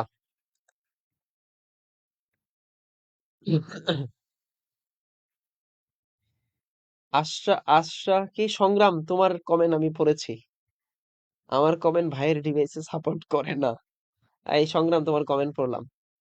এই মনসামঙ্গল কেমনে হয়? মনসামঙ্গল কেমনে হয়? এই অ্যান্সার একটু ভুল করা যাবে না, একটু সহজ করে চিন্তা করেন না কেন? আপনারা কোশ্চেনের অপশনগুলো অ্যানালাইসিস কেন করেন না? দেখেন, রামপাল, এই রামপাল গ্রন্থ লিখেছেন রামচরিত। রামপালের আত্মজীবনীমূলক গ্রন্থের নাম হচ্ছে রামচরিত, লিখছেন কে? সন্ধ্যাকর নন্দী। সন্ধ্যাকর নন্দী। তাহলে পাল আমলে রচিত একটা কাব্যগ্রন্থ কি? রামচরিতম বা রামচরিত। দেলোয়ার হোসেন, তোমার রিপ্লাই আমি দিলাম, বলো। দেলোয়ার হোসেন,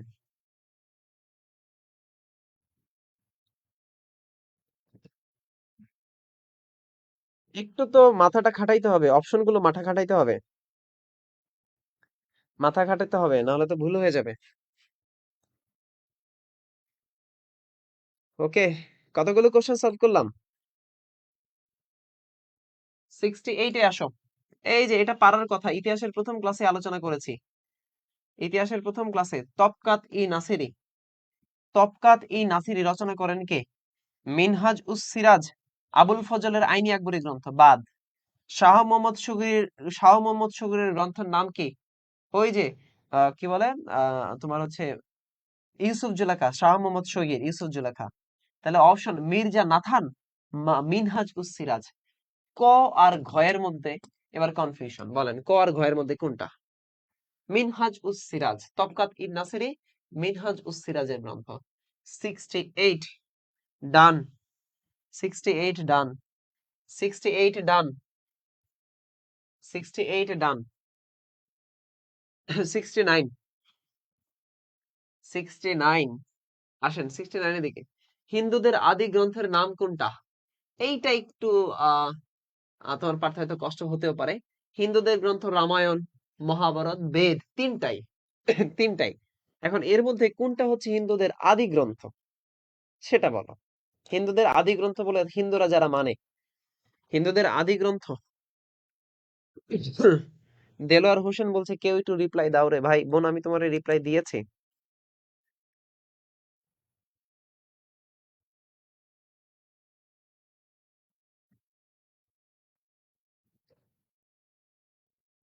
হিন্দুদের আদি গ্রন্থ বেদ। ভাইয়া কমেন্ট দেখেন, ভাইয়া কমেন্ট দেখা যায় না। কমেন্ট নাকি দেখা যায় না, কি আশ্চর্য। দেখি, দেখো, যন্ত্রণা দিচ্ছ তোমরা। পেইন। কমেন্ট কেন দেখা যাবে না?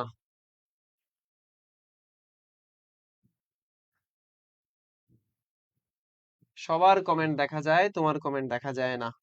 এরে ভাই, 2.4 কে কমেন্ট হয়েছে, তুমি কেন দেখতে পাও না কমেন্ট? দেখি,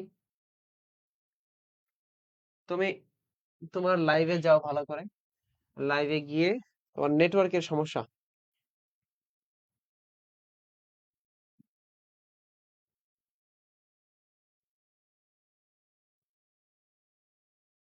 নেটওয়ার্ক ইস্যু থাকলে কমেন্ট দেখা যাবে না।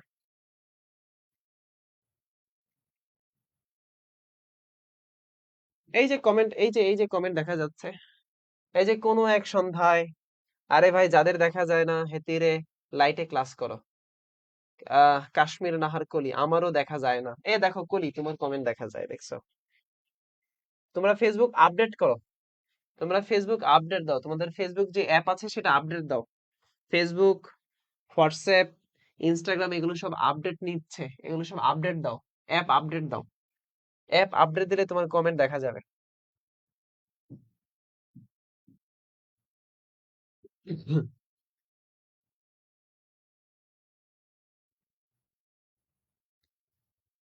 ওকে, আমরা পরে ফিরে আসি। হিন্দুদের আদি গ্রন্থ হচ্ছে বেদ। হিন্দুদের আদি গ্রন্থ হচ্ছে বেদ। আচ্ছা, বেদের রচয়িতা কে? বেদের রচয়িতা হচ্ছে ব্যাসদেব, না? ব্যাসদেব। গীতা কোন ধর্মের অন্তর্গত? গীতা কোন ধর্মের অন্তর্গত? গীতা কোন ধর্মের অন্তর্গত? এই গীতা তো হিন্দু ধর্মাবলম্বীদের অন্তর্গত, তাই না? এই গীতা, তাহলে গীতা মহাভারত না? এই গীতা মহাভারত এগুলোর অন্তর্গত না? গীতা মহাভারত, গীতা মহাভারত। সুলতানি আজম, সুলতানি আজম, এই যে সুলতান ই আজম উপাধি লাভ করেছিলেন কে? 72 নম্বর কোশ্চেন। এই চমৎকার একটা কোশ্চেন পেলাম। 72। সুলতানি আজম, 72 নম্বর কোশ্চেন। কাইফ নাহার কলি বলছে। কাইফ নাহার দাওয়াত দিছো? কাইফ নাহার বিজয়, ইফতারের দাওয়াত দিলা? ওকে। মহাভারত, আচ্ছা। তুমি 72-এর অ্যান্সার করো, 72। 72, 72 অ্যান্সার করো। সুলতানি আজম। সুলতানি আজম, দেখো, সুলতানি আজম পেয়েছিলেন কে? সুলতান ইলতুৎমিশ। সুলতানি আজম উপাধি লাভ করেছিলেন কে? সুলতান ইলতুৎমিশ। গিয়াসুদ্দিন বলবানের শাসনকাল। পারবা এই কোশ্চেনটা, পারবা? 73, 73 এবং 74 অ্যান্সার করো। 73, 74 এবং 75 অ্যান্সার করবা। 73, 74, 75। 73 থেকে 75 অ্যান্সার করো। রক্তবধ কঠোর নীতি শাসনের বৈশিষ্ট্য ছিল কার মধ্যে? গিয়াসুদ্দিন বলবানের মধ্যে, আমরা জানি। বুলবুল হিন্দ বলা হয় কাকে? আমির খসরু, তার না তানসেনকে? এই দুইটা তো হবেই না, কনফিউশন লাগবে তানসেন এবং আমির খসরুর মধ্যে। এবার বলো, দেখি অ্যান্সার দাও। গিয়াসুদ্দিন বলবান 1266 থেকে 1287। 73-এর অ্যান্সার এ, ইয়েস। 73-এর অ্যান্সার বি না, 73-এর অ্যান্সার এ। 73-এর অ্যান্সার এ। 73-এর অ্যান্সার হচ্ছে এ। আচ্ছা, রক্তপাত কঠোর নীতি 74-এর অ্যান্সার হচ্ছে 3, গিয়াসুদ্দিন বলবান। 75-এর অ্যান্সার বুলবুল ই হিন্দ, কি দিয়েছো? বুলবুল ই হিন্দ। আমির খসরুকে বলা হয় বুলবুল ই হিন্দ, আমির খসরু। তানসেন নয়, তানসেন নয়, তানসেন নয়। হ্যাঁ, বুলবুল ই হিন্দ বলা হয় আমির খসরুকে। এই তানসেনকে বলা হয় তুতুই ই হিন্দ, তানসেনকে বলা হয় তুতুই ই হিন্দ। তানসেনকে বলা হতো তুতুই ই হিন্দ, তুতুই ই হিন্দ, তুতুই ই হিন্দ।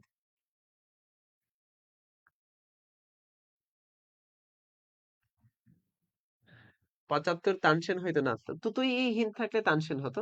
বুলবুল ই হিন্দ বলা হতো আমির খসরুকে। 76 76 কোন মুসলিম সেনাপতি সর্বপ্রথম দক্ষিণাঞ্চল জয় করেন? এটা তো পারবা। 76 তো পারার কথা। মালিক কুফুর। মালিক কাফুর। গিয়াসউদ্দিন আজম শাহের রাজধানী কোথায় ছিল? গিয়াসউদ্দিন আজম শাহের রাজধানী 77 77 গিয়াসউদ্দিন আজম শাহ। এটাও ধোকা খাওয়া তোমরা। এই গিয়াসউদ্দিন আজম শাহের রাজধানী ধোকা খেও না। এটা ধোকা টাইপ কোশ্চেন, ধোকা। গিয়াসউদ্দিন আজম শাহের রাজধানী কোথায়? মুর্শিদাবাদ, ঢাকা, গৌড়, সোনারগাঁও। তোমার কনফিউশন লাগবে এই গৌড় আর সোনারগাঁয়ের মধ্যে। গৌড় নাকি সোনারগাঁ লাগতে পারে কনফিউশন অনেকের। ও 77 সোনারগাঁ বলছো? 77-এর ক বলছে মুর্শিদাবাদ একজন। আচ্ছা, ধোকাময় জীবন। 77-এর বি। আচ্ছা, আমি বলে দিব অ্যান্সার। 77-এর বি। ওকে ওকে 77-এর 4 বলছে। এই যে গৌর, এই দেখো একজন পুনম আগারওয়াল বলছে 77-এর 4। 77-এর বি, অ্যান্সার বি। রাজধানী ছিল সোনারগাঁও। বাংলার কোন সুলতান খলিফাতুল্লাহ উপাধি গ্রহণ করেন? বাংলার কোন সুলতান? সুলতান শামসুদ্দিন ইলিয়াস শাহ, গিয়াসুদ্দিন আজম শাহ, আলাউদ্দিন হোসেন শাহ, জালালউদ্দিন মাহমুদ শাহ। বলেন। 78 এর অ্যান্সার করেন তো। 78। স্যার আপনি যা বলবেন সেটাই। স্যার আপনি যা বলবেন সেটাই। না, এইগুলো কনফিউজিং কোশ্চেন। এই জন্যই তো আজকের এই ক্লাস। মহিউদ্দিন আমার কমেন্ট পড়েন না ভাইয়া। মহিউদ্দিন তোমার কমেন্ট পড়লাম ভাই। তোমার কমেন্ট পড়েছি। খলিফাতুল্লাহ। খলিফাতুল্লাহ কে? 77-এর বি। 77 না, 78 নাম্বার কোশ্চেন। 78। জালালউদ্দিন মনে হয়। জালালউদ্দিন মাহমুদ শাহ। অ্যান্সার করেন। একজনের দেখা দেখি বাকি অ্যান্সার।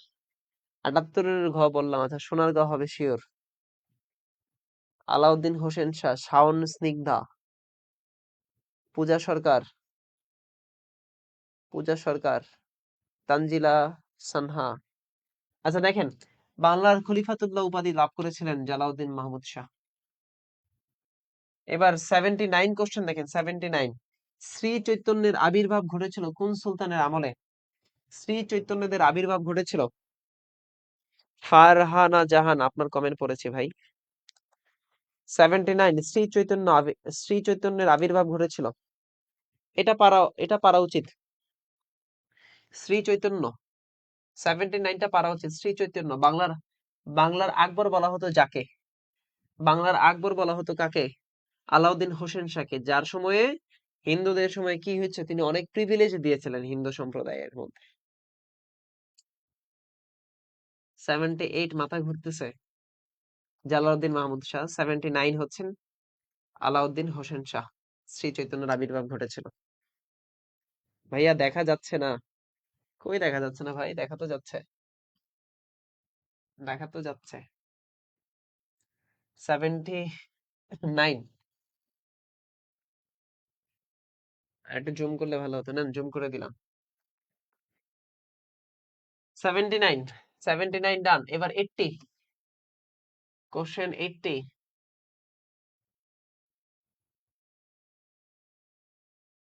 Question number 80। তুজুক ই বাবরি কোন ভাষায় রচিত? এটা তো পারার কথা। 80 নম্বর প্রশ্ন তো আপনার পারার কথা। তুজুক ই বাবরি। তুজুক ই বাবরি। বাবর যে আত্মজীবনীমূলক গ্রন্থ লিখলেন প্রথমবার, সেটা তুর্কি ভাষায় লিখলেন। তুর্কি ভাষায়। তাহলে তার গ্রন্থের নাম হচ্ছে তুজুক ই বাবরি বা বাবর নামা। তুজুক ই বাবরি বা বাবর নামা। তুজুক ই বাবরি বা বাবর নামা। ওকে, জুম করলাম। 80-র বি। ওকে, 1 to 80 ডান। দেখি সবাই একটু কমেন্ট করেন তো। সবাই কি বুঝতে পারছেন? 1 to 80 ডান। আমাদের 80 জন মানুষও আছে। 80টা কোশ্চেন ডান। 80? এই সেটে কতগুলো কোশ্চেন আছে আমি নিজেও জানি না। এই সেটে কতগুলো কোশ্চেন আছে আমার নিজেরও জানা নাই। 140টা কোশ্চেন, 140 কোশ্চেন আছে এই সেটে ইতিহাস নিয়ে। তাও এটা হলো ইতিহাসের পার্ট 1। এটা ইতিহাসের পার্ট 1 এর কোশ্চেন। 140 কোশ্চেন আছে। কি সলভ করতে চান? 140 কি সলভ করতে চান নাকি? কারা কারা সলভ করতে চান একটু বলেন তো। এগুলো সব আমাদের যারা গুচ্ছ পেইড ব্যাচ আছে, গুচ্ছ পেইড ব্যাচে এগুলো সব দিয়ে দিবে ইনশাআল্লাহ। ভাইয়া আমি কমেন্ট দেখতে পাচ্ছি না। শুরু দিকে প্রশ্ন মিস করেছো। এই সকল পিডিএফ পেইড ব্যাচে জিএসটি জিএসটি যে কম্বো ব্যাচ আছে সেই কম্বো ব্যাচে এগুলো সব দিয়ে দিব। জিএসটি কম্বো ব্যাচে দিয়ে দিব। যারা জিএসটি কম্বো ব্যাচে এখনো ভর্তি হন নাই তারা জিএসটি কম্বো ব্যাচে ভর্তি হতে পারেন। 520 টাকা কোর্স ফি কম্বো ব্যাচে। বাংলা ইংরেজি ICT, Bangla English ICT, GK GK একদম মৌলিক পিওর জিকে এগুলো আলোচনা হচ্ছে। নামাজের বিরতি। আচ্ছা আমরা কমেন্ট কেন দেখতে পাচ্ছি না স্যার? জানি না ভাই। ফেসবুক আপডেট দাও। যারা কমেন্ট দেখতে পাও না তারা ফেসবুক অ্যাপ আপডেট দাও। ওকে আজকে আজকে আমাদের যারা পেইড ব্যাচের শিক্ষার্থী আছে, আজকে যারা আমাদের পেইড ব্যাচের শিক্ষার্থী আছো তোমাদের ক্লাস আছে তোমাদের গ্রুপে রাত 10টায় হবে। আর আমাদের যারা এইচএসসি 25 ব্যাচ বা 24 ব্যাচের আছো, এইচএসসি 25 ব্যাচ বা 24 ব্যাচের জন্য অর্থাৎ তাদের ই বিআই কোর্সের ইইবিআই কোর্সের আইসিটি ক্লাস আছে 10টায়। স্যার টাকা নাই কিভাবে ভর্তি হব? টাকা ছাড়া ভর্তি হওয়া যাবে না। ওকে যাই হোক, আহ ফেসবুক আপডেট দেওয়ার পরও হচ্ছে না। আপডেট দেওয়ার পর ফোন তুমি রিস্টার্ট করো, তারপরে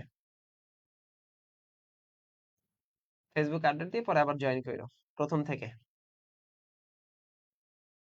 1 to 70, 1 to 80 ডান। আমরা কি 100 পর্যন্ত যাব না, আজকে এতটুকু থাকবে? আমরা কি 100 পর্যন্ত যাব না, আজকে এতটুকু পর্যন্তই থাকবে? বলো।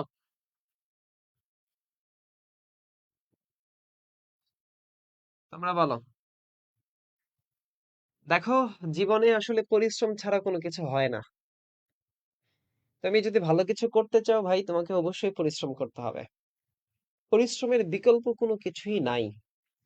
আল্লাহ তোমাকে এমন ভাবে বানিয়েছেন যে তুমি চাইলেই গোটা বিশ্বটাকে জয় করে ফেলতে পারবে, গোটা পৃথিবীটাকে জয় করতে পারবে।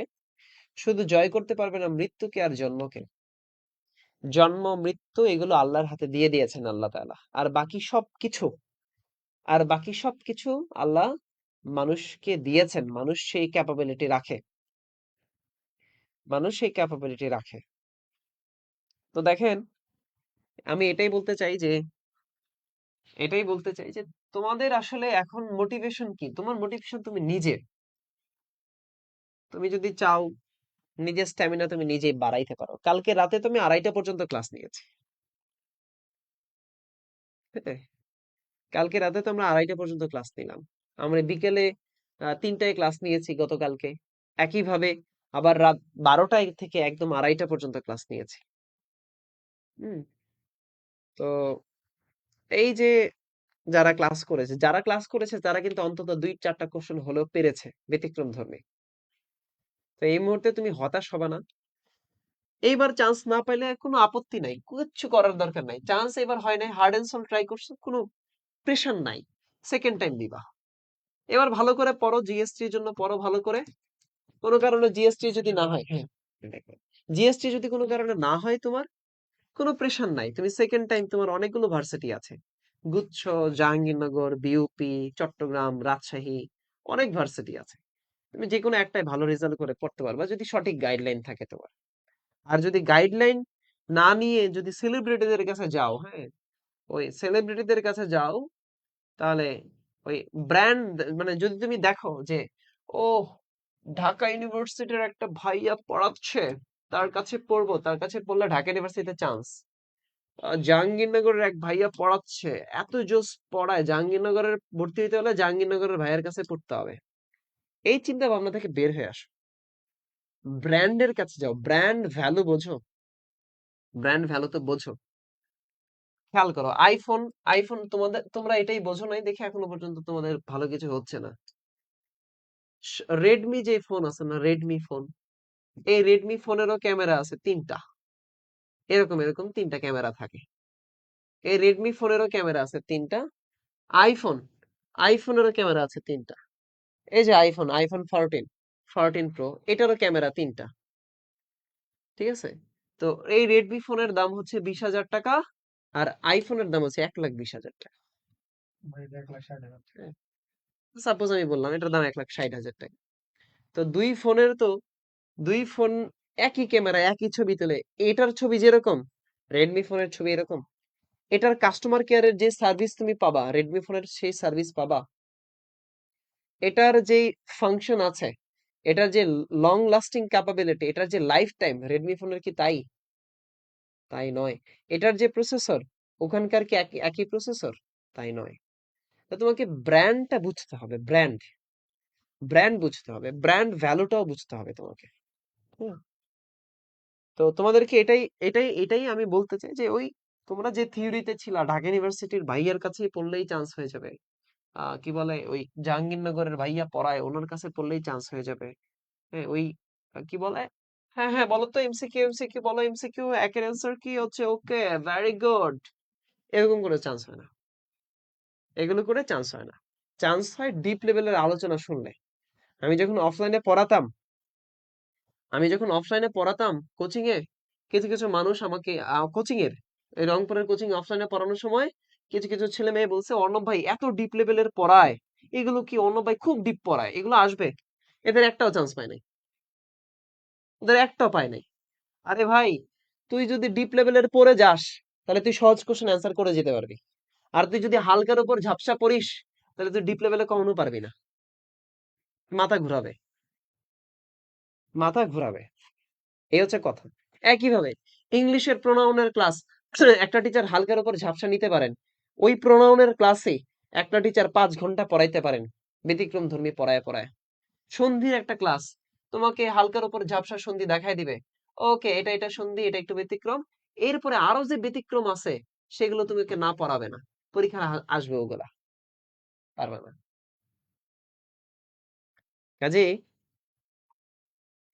কাজে তোমাকে পড়তে হবে ডিপ লেভেলের। ডিপ লেভেলের পড়াশোনা না করলে অ্যাডমিশন টেস্টে অসম্ভব, সম্ভব না। কাজে আমার কাছে যারা এসেছো, শেষ মুহূর্তে এসেছো, শেষ মুহূর্তে এসেছো, আমার কাছে যারা আসছো তারা শেষ মুহূর্তে আসছো, গুচ্ছ। আমি চেষ্টা করবো তোমাদের গুচ্ছর একটা করে দিতে, গুচ্ছের জন্য একটা প্রিপারেশন করে দেওয়ার জন্য। এরপরে যদি এবছর তোমার ভাগ্য সহায় না হয়, ভাগ্য সহায় না হয়, তোমার যদি কোনো কারণে এবছরে, হতেই তো পারে গাইডলাইনের অভাব থাকে, তুমি আবার একটা ইউনিভার্সিটিকে টার্গেট করে ভালো গাইডলাইন নিবা। এটাই হচ্ছে আমার কাছে তোমার আবদার। হেরে যেও না, হ্যাঁ, হেরে যাওয়ার জন্য তোমার জন্ম হয়নি, সফল হওয়ার জন্য জন্ম হয়েছে তোমার। বাংলাদেশে মানুষ চান্স পাচ্ছে না, বুয়েট টুয়েট রুয়েট কুয়েটে পাচ্ছে, ঢাবিতে পাচ্ছে, জাবিতে পাচ্ছে, চবিতে পাচ্ছে, গুচ্ছতে পাচ্ছে, বিউপিতে পাচ্ছে, সকল ভার্সিটিতে তো পাচ্ছে, তারাই পাচ্ছে। কাজেই মাথায় রেখো, হ্যাঁ।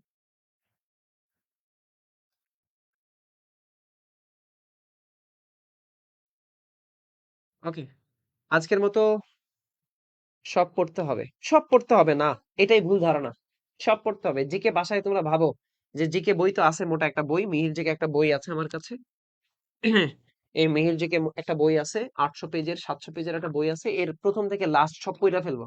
আরে বেটা, তুই সব পড়লে তো তোর চান্সই পাবি না তুই। তো সব পড়তে হবে, দেখতে হবে কোনটা আসে, কোন টপিক গুরুত্বপূর্ণ, সেই জিনিস পড়তে হবে। সব পড়তে হবে বলতে কোনো কিছু নাই, পড়তে হবে ডিপ আলোচনা, ওই টপিকের ডিপ আলোচনা। ভাই আপনি কি থাকবেন ওই সময়, কোন সময়? আর যাদের লাস্ট সুযোগ তাদের কি, লাস্ট সুযোগ হার্ড এন্ড সল ট্রাই করো।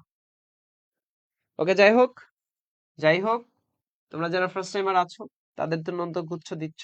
আল্লাহ ভরসা দোয়া করি চান্স হয়ে যাক। এরপরে আবার প্রস্তুতি নেওয়া শুরু করবা। আর সেকেন্ড টাইম যারা আছো তোমাদের জন্য দোয়া, ভেতর থেকে দোয়া। আমরা ৮০টা প্রশ্ন সলভ করেছি। ৮০টা প্রশ্ন সলভ করেছি আমরা। ইনশাআল্লাহ আমরা এই হিস্ট্রির আরেকটা ক্লাস নিব। সেখানে ১৪০ পর্যন্ত আমরা টানবো। ৮১ থেকে ১৪০ ইনশাআল্লাহ। আজকে বিদায় নিচ্ছি। আল্লাহ হাফেজ। আসসালামু আলাইকুম।